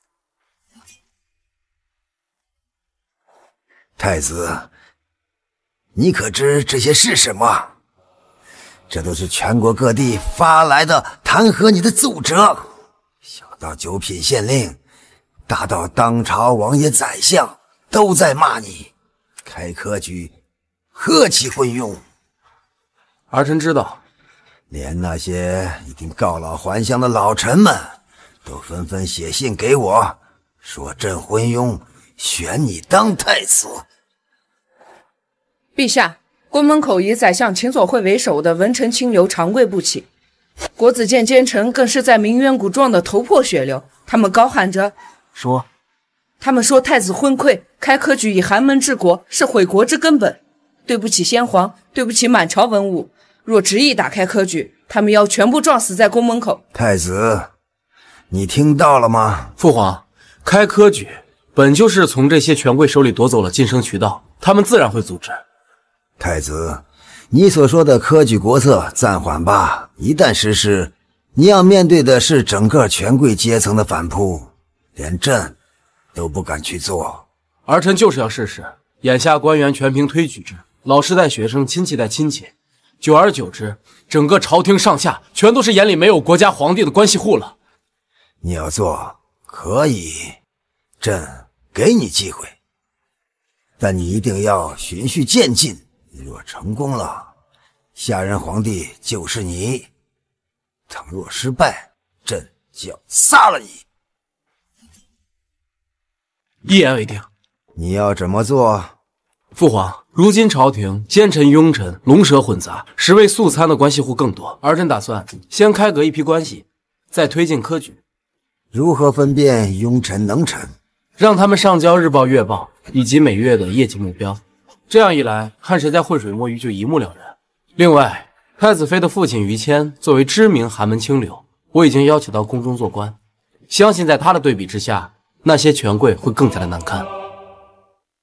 今日和各位商讨一下科举之事，诸位有什么看法？我反对。我等反对。好，说说缘由。我大夏江山本就是有能者有德者冠，那些贱民没文化没才学，只会误了我们大夏。三皇子，寒门也是人，只要他们愿意读书学习，与我等又有何区别？于谦，我没记错，你也是寒门出身吧？今天刚上朝，怎么贱民误以其类了？你如今朝中官员都均各司其职，如果平添官员，只会给朝廷增加不必要的开支和用费。为了江山社稷，为了长治久安，请太子殿下三思啊！好了，都不用吵了。既然如此，从今日开始，各位官员将每日所作所为记录给我呈上日报，每月一份月报，谁敢造假，罪同欺君。各位官员对管辖范围之事应该非常了解，处理方式及结果全部呈上在日报里。回禀太子殿下，此事朝廷没有先例，我等没有先例，那就开先例，即日起执行。相信大家这些都不是问题吧？办不好的话，滚回家种地，退朝。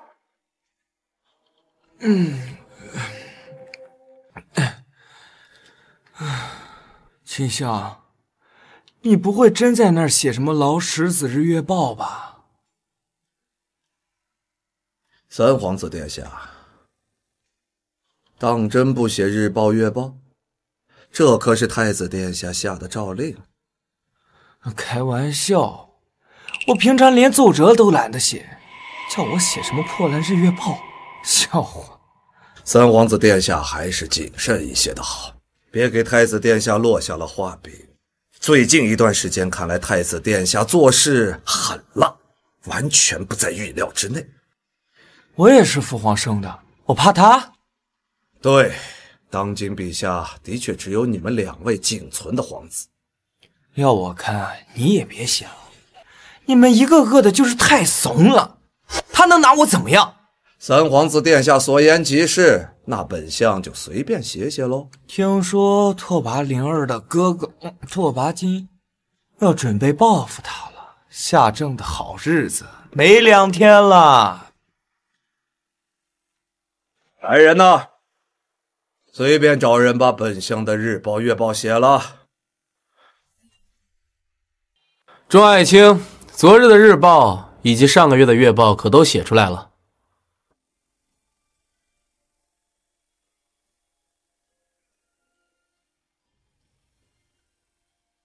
好，好，好。辰时起床，4时浇花。秦相，你怎么不把何时出宫也写进去？连秦相都如此敷衍了事，还能指望其他人干出什么好事来？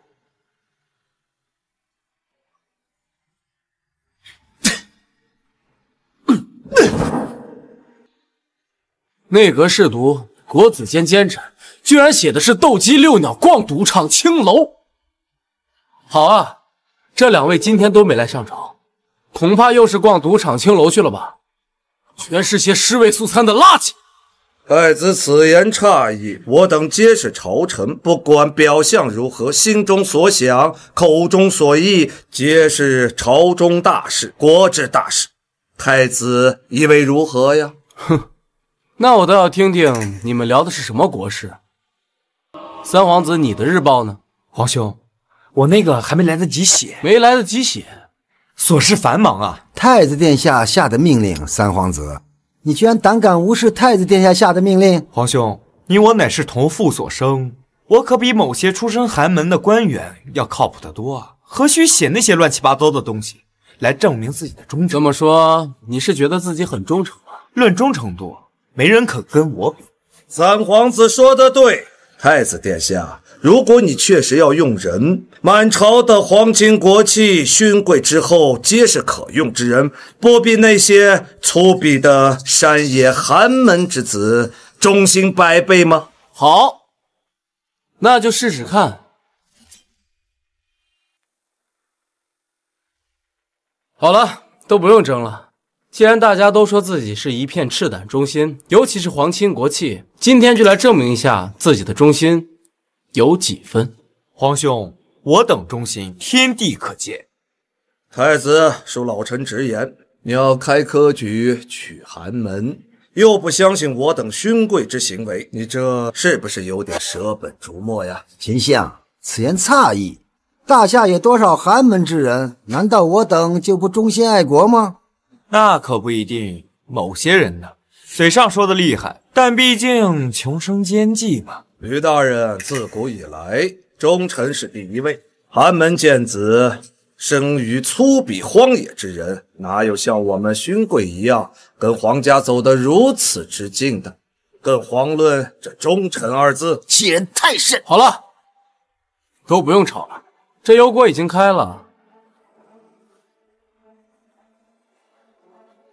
哪位忠臣愿意伸手将这大夏玉玺从这油锅里捞出来？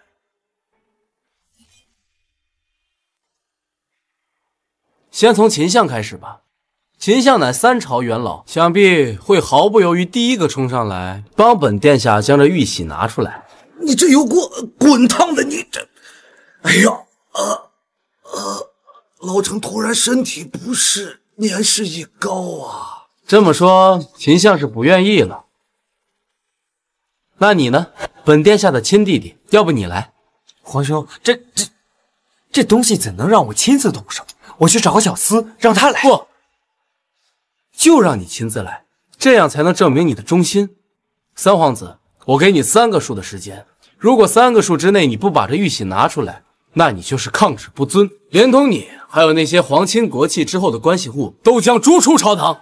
这2、3，哼，什么狗屁忠心！你本流着皇室血脉，最应该忠心不二，现在看来却如此不堪。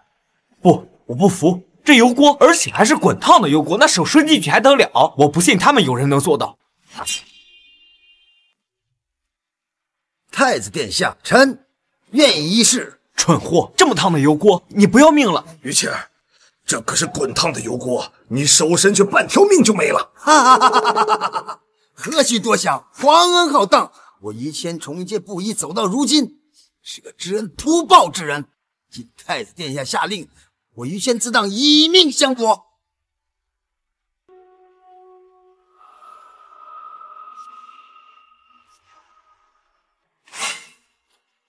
这怎么可能？他的手居然让我要！太子殿下，这是怎么回事？不过是一些小伎俩罢了。底下是醋，上面是油，实则温度并不高，倒测出来某些人的忠诚，何其可笑！皇兄，我等皇亲勋贵的忠心来人，三皇子上对不起皇家，下对不起百姓，还有他的那些皇亲国戚的关系户，全都给我逐出朝堂。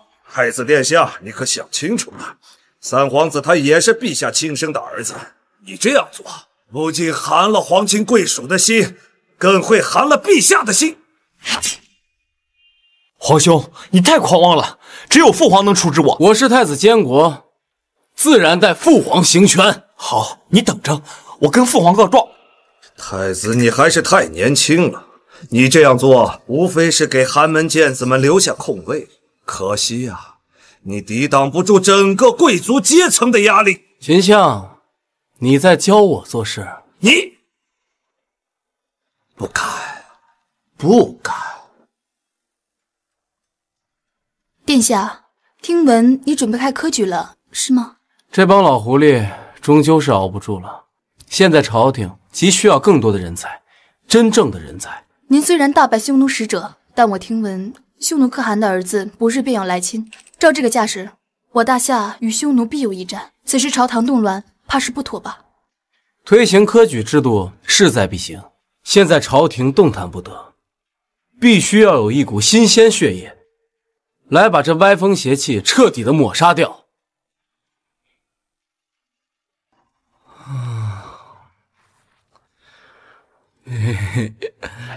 哦，哇，哎呦，哎呦，殿下，居然没亲到，可惜了。哎，之前那枪的威力你也看到了，现在要抓紧打造，那可是我们战胜匈奴的制胜法宝。要是给那3000精兵都配上枪，打造出一支特种部队，我定会立于不败之地。前方打仗，如有殿下的武器，定能如虎添翼。哎，是的，是的。到时候没准我们可以一突匈奴，这可是我拜官君侯的机会啊！殿下，您为何一直执着拜官君侯啊？您已贵为太子，怎可拜侯？哎呀，这你就不懂了。封狼居胥，拜官君侯，这是男人的浪漫。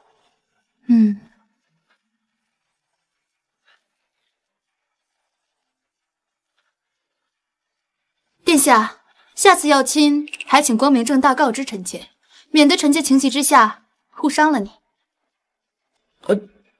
你，他这是同意了，耶！小鬼子，现在马上告诉于谦，5日之后京城试点科举考试，寒门弟子皆可报名，记得从优胜者中挑选。秦相，听说5日后要开科举了，朝中大换血，我们没机会了。我好不容易向父皇告状，要回官职，回到朝廷，读不如书。况且科举一事，真由他说了算吗？说的倒也是，谁来选，怎么选，还轮不到他来做主。主持此事的吏部呢，可都是秦相的人。是部陈侍郎之子送来了千年灵芝，还有珠宝若干，乃是可造之才。陈侍郎教得好，他这小子的确懂事。我看不如给个榜眼。不妥，榜眼要留给赵大户的儿子，他可是您母亲的人啊。哦，还有那个紫金光禄大夫的大儿子，那老头子前些天将他的庶女送给了。榜眼探花已定，剩下的价高者得。太子还是太天真了，这大夏王朝怎么可能由寒门做主？无非就是想架空你我2人的权利吧，哪有那么容易？三皇子殿下，这状元之位是否要正常录用，以堵住太子的嘴巴？秦相，科举之后，这大夏王朝便由你我2人掌控，到时候他就是个废物天子，有何畏惧？状元之位就给秦相的独子秦松吧。那三皇子殿下登基之后，那这天下还真就是咱们的了。这状元之后后8名的位置，三皇子如何定呢？明日我会大摆宴席，谁是前8，谁会落榜。那就要看他们谁更会做人了。三皇子深谋远虑。我祖上起家靠的就是贵族，他居然妄想摆脱贵族，哼，做梦！三皇子所言极是，只有咱们贵族才是一条心。哈哈哈哈哈哈！太子殿下，臣妾听闻一个消息。爱妃，但说无妨。臣妾听闻京城3大才子之一的王良在宫门口辱骂太子殿下，科举之事。竟有此事？他还说什么？他还说太子殿下是昏庸无能之辈，玩弄科举，祸乱朝纲。一派胡言！不应该啊！我搞科举，推荐寒门子弟，应该夸我才对，怎么还挨骂？那王良现在何处？在天牢，他辱骂太子殿下，被宫门口的禁卫军抓了起来。把他带上来。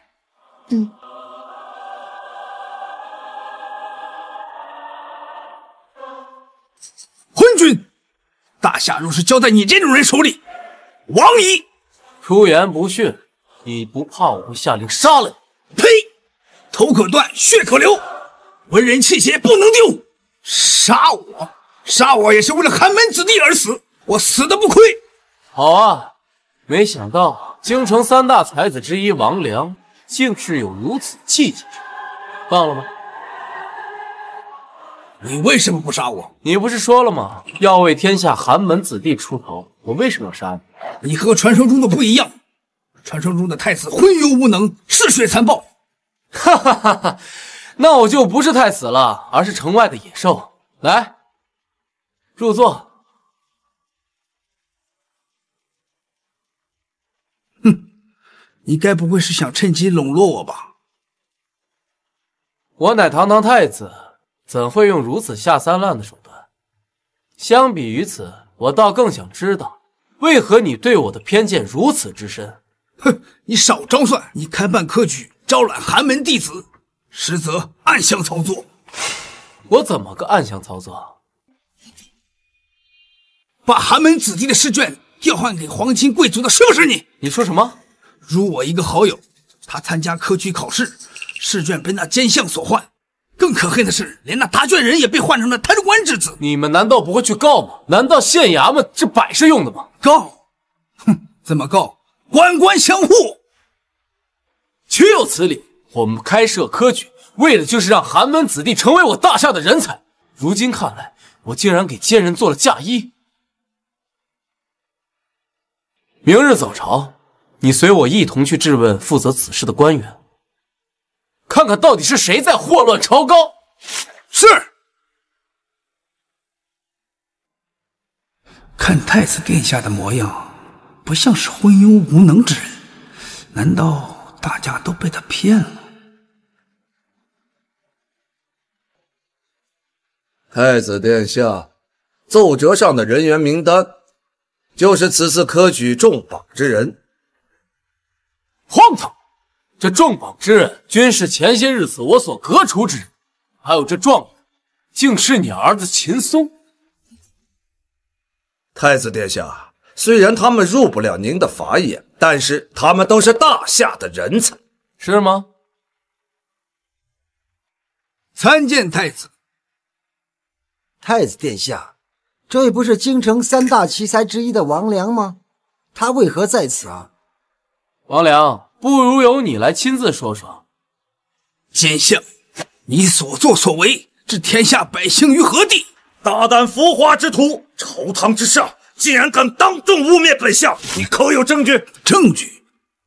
证据早就被你们这些奸人给销毁了，那就是没有了。好，既然如此，秦松，我来和你商量商量。太子殿下，此事召见我儿，能说明什么呢？既然你儿能做状元，秦相又说是公平公正，秦松，那你肯定是才华横溢了。我只问你一个问题，你若答上来，我便承认你状元之位，而且还封你做兵马将军。太子殿下三思啊！兵马大将军掌管了天下一半的护肤，若是交给此等昏庸之人，如何守候咱们大夏的国门呢？君子一言，驷马难追。太子，你不要反悔。你先不要着急啊，话还没有说完。如果你今天答不上来，按大夏律法，徇私舞弊，当斩。你敢杀我？我爹还在旁边呢，他们才不会让你住手。何须多言，你问便是。秦松，我问你，这科举的试卷你是如何作答的？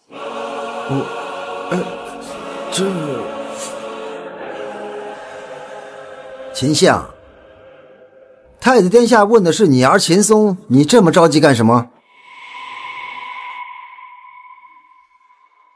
知道为什么你答不上来吗？因为你调换的试卷是寒门弟子胡良忠的。像你这种人都能考上状元，天下有志之士将置于何处？那又如何？寒门子弟出生便注定了他们的命运，就是给我们当垫脚石的。像这样的人，就算是京城三大才子又如何？没钱没势，不是还要看我的脸色？你无耻！照你这么说，我所设下的科举，在你眼里如同儿戏了。反正那些穷酸玩意儿也上不了台面。太子殿下，我儿说话就是直爽。不过他所言正是我们满朝文武所想，大家说是还是不是？是。皇兄，自古以来，入朝为官都是皇家子弟，你自己要从寒门选拔人才，这本身就是件错误。是啊，你想掌管大夏，也得顺应我们大臣的心呢。也就是说，如果我不听你们的，你们就可以阳奉阴违、沆瀣一气，篡改老子的科举了。太子慎言。我等自有熟读孔孟之术，忠君报国，想不到却报的是如此之国。天王大夏，荒野匹夫，居然敢在朝堂之上胡言乱语！禁卫军呢？将他拿下！说得好。太子，你这是干什么呀？爹，三皇子救我！太子殿下公然在朝堂之上舞刀弄剑，成何体统？闭嘴！我刚才说的，如果秦松答不上来我的问题，就要按照大夏律法徇私舞弊、扰乱科举的罪名处罚。你可以把他交给大理寺啊！你为何如此？交给大理寺，恐怕不到一天，他就会被无罪释放了吧？歌曲公正，不容亵渎，谁敢侮辱寒门之路，老子要他的命！今日秦松必须明正典刑，必须明正典刑！啊！松儿，皇兄，他可是秦相独子啊！啊！你怎么敢？怎么看不惯？你也想来试试吗？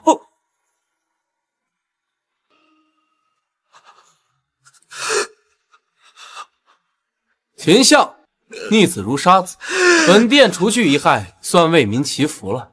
夏正，难道你让老夫向你下跪？嫌不成？大胆！直呼太子殿下名讳，问罪要打50大板。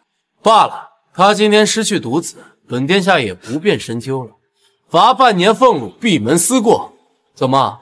难道你也想承认徇私舞弊？你也参与了？皇兄，您真会说笑。秦相一直为大夏付出，辛辛苦苦，怎么可能做出这样的事情呢？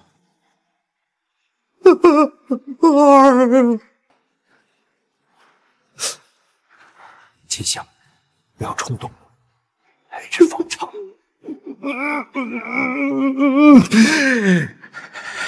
老臣谢恩。知所能改，善莫大焉。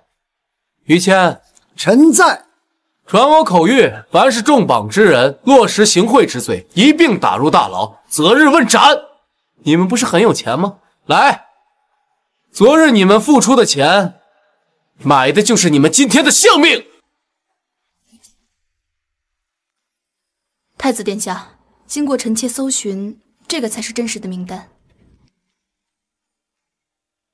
我刚刚浏览了一遍你的治民赋，不仅详细写了如何管理好百姓，对农商水利都有自己独到的见解。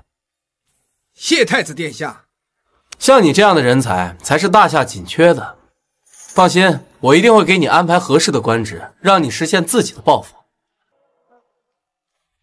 多谢太子殿下。王良，你之前不是说要有文人的气节，不愧我。是臣错了，臣不该怀疑太子殿下。有殿下在，大夏何愁不行？好。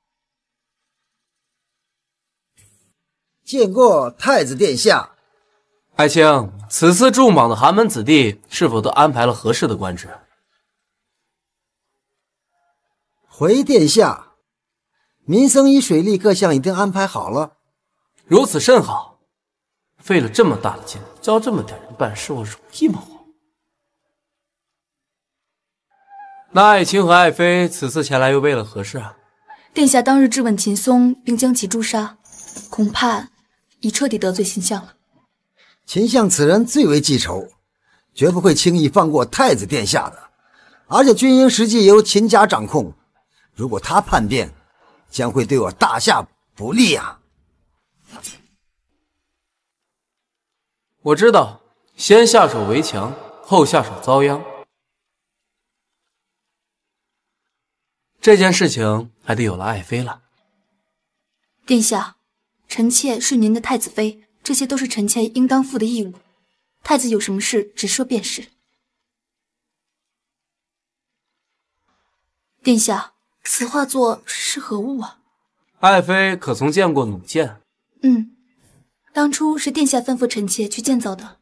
这次我让你建一个巨型弩箭，一旦搭配上黑火药，一旦试射成功，威力无穷。原来太子殿下之前一直在藏储这些知识，恐怕太子太傅来了也未必能参悟透啊。穿越有一句名言，学好数理化，走遍天下都不怕。爱妃如果有兴趣的话，我可以慢慢的教你。太子殿下，皇上那边传来谕旨，让你速速前往，似乎知道秦松被杀一事。我知道了。混账东西！你知道自己究竟做了什么事儿？儿臣不知，还请父皇明示。太子殿下，您就算对秦相再不满，也不能当着百官的面杀了秦松，那可是秦相的独子，又是军中最大的统领虎贲将军。那请问赵皇妃，秦相纵容他的儿子徇私舞弊，扰乱科举，那该如何处理？皇上，臣妾也只是为了大夏着想，你看太子咄咄逼人。好一杯浓浓的绿茶呀！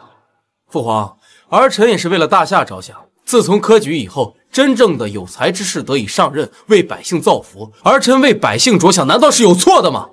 太子，你确实是满腹经纶，能够担当大任，但这件事情你真的是操之过急了。儿臣不明白。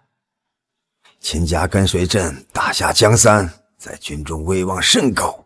秦相弟弟死后，秦家独苗就为秦松。你现在杀了秦氏一族的独苗，他必定会对朕生起谋逆之心。你现在立刻去向秦相道歉。叫我向奸人道歉，不可能，这辈子不可能。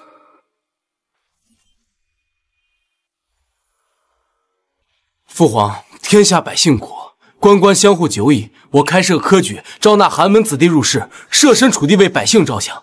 可秦相纵容他儿子私占他人试卷，还把他送上了状元之位。我若不处罚，天下寒门子弟的心可就要凉了。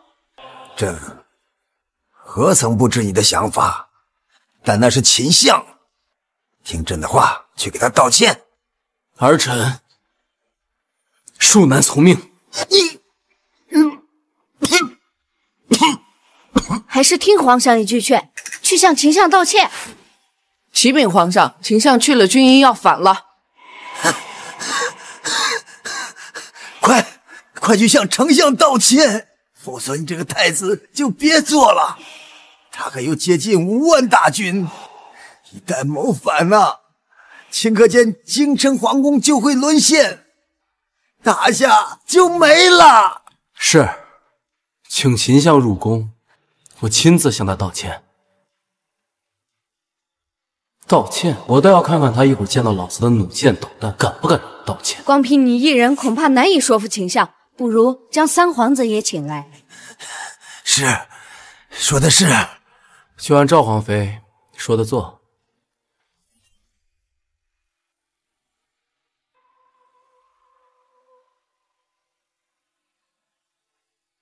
爱妃，弩箭导弹可准备好了？准备好了。好，马上交给于谦，让3000多特种兵装备好，不要声张。好。丞相，您一反，他下阵不过是个庶民，就算父皇想要保他，也没机会了。他当着我面斩杀我儿，我今夜要将他卸了太子之位，将他五马分尸。甚好。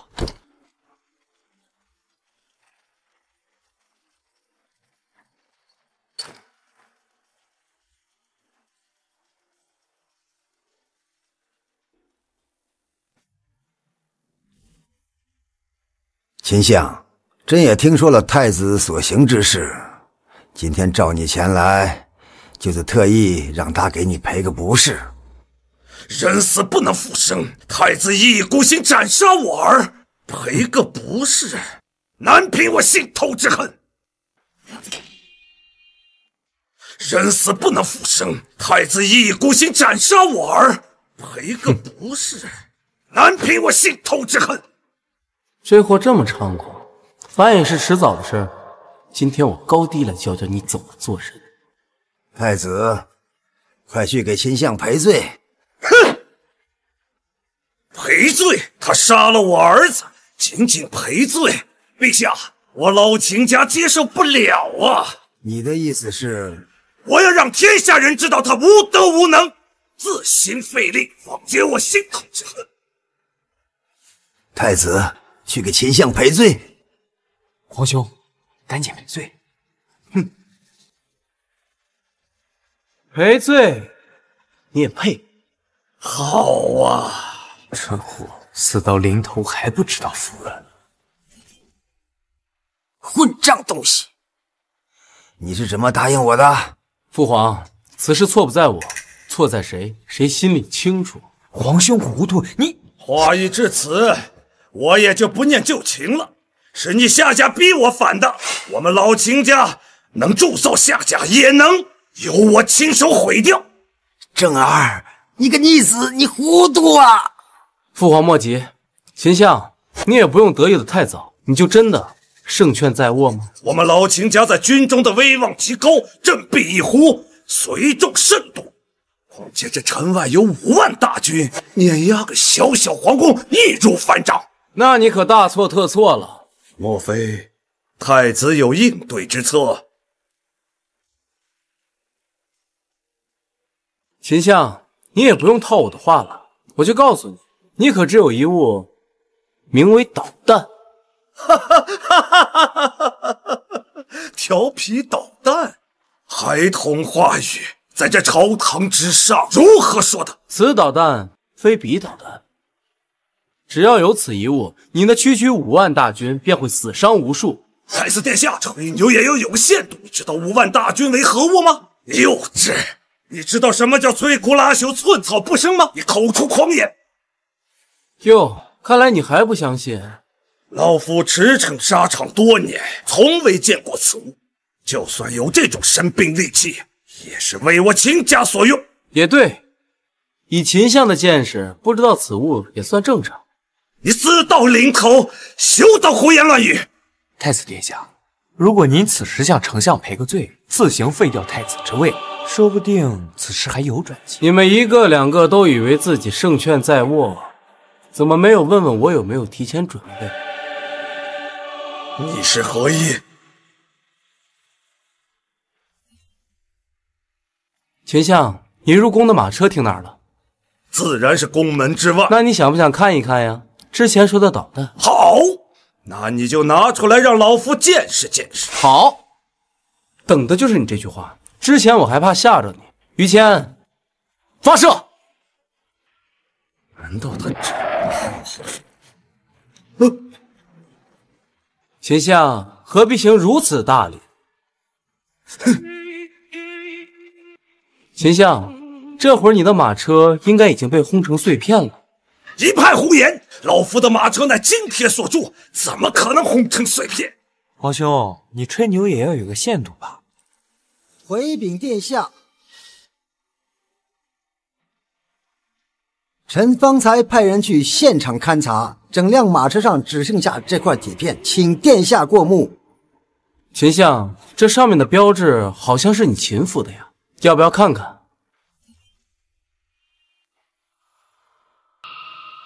秦相，这似乎有点眼熟。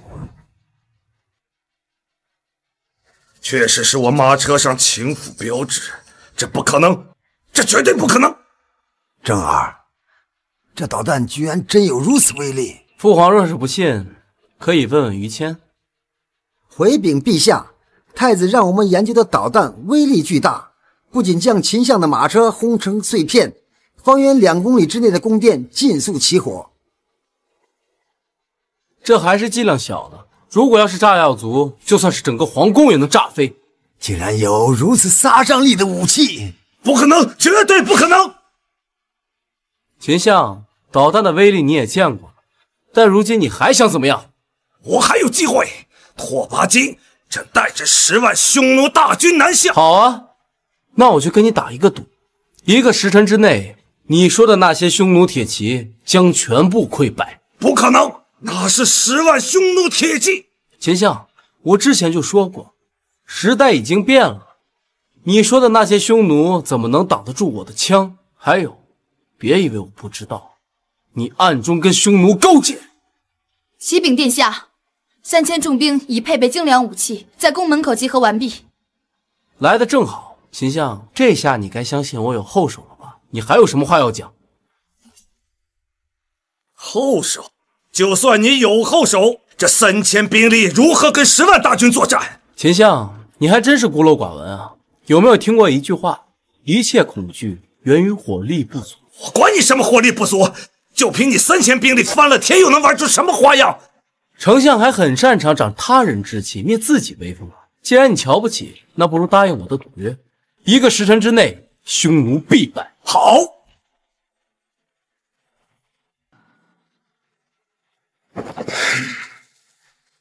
这必败无疑。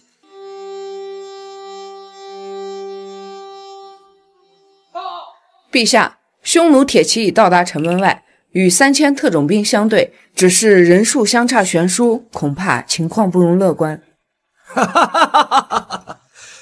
区区一个侍卫分析局势都比你们明白，你还要做垂死挣扎吗？秦相，我的特种兵可都配备着导弹，这导弹的威力你也见过。就算你们配备了导弹，可那是足足10万大军，撑死你也打不过。秦相，不妨我们再等一等，我看你还是有点操之过急呀。等什么？等你全军覆没的消息吗？启禀陛下，京城来报，面对匈奴来袭，特种兵使用了步枪，匈奴死伤将近1万人。不可能！秦相，别慌啊，这才只是开胃小菜呢。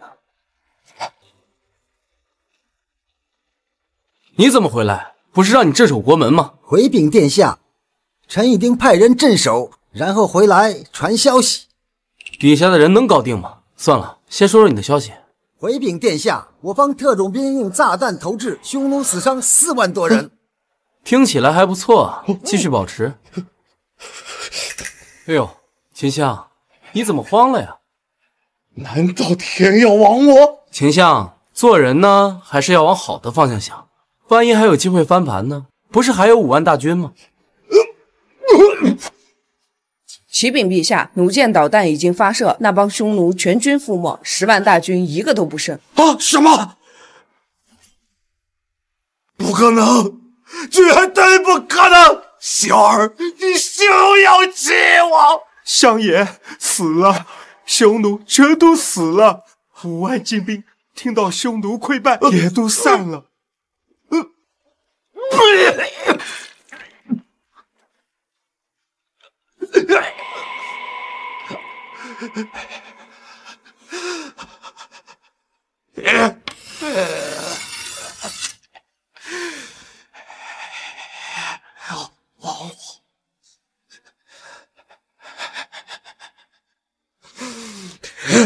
要亡我，非正之罪也！啊！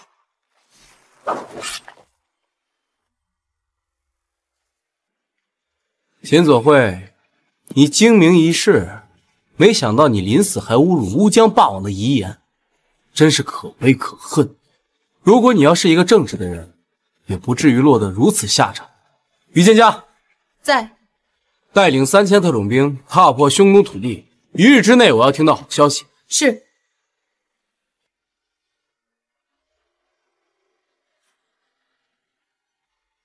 如何？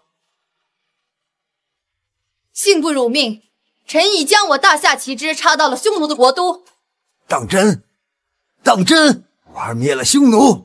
回陛下千真万确。正儿，你想要什么赏赐？父皇，封侯本我意，匈奴四海平，儿臣想要一个封号，冠军侯。你贵为太子，真可封侯。陛下，冠军侯一直是太子殿下的志向，说这是男人的浪漫。侯爷只是你治下的大臣，我儿想要称号，朕就封你个冠军侯。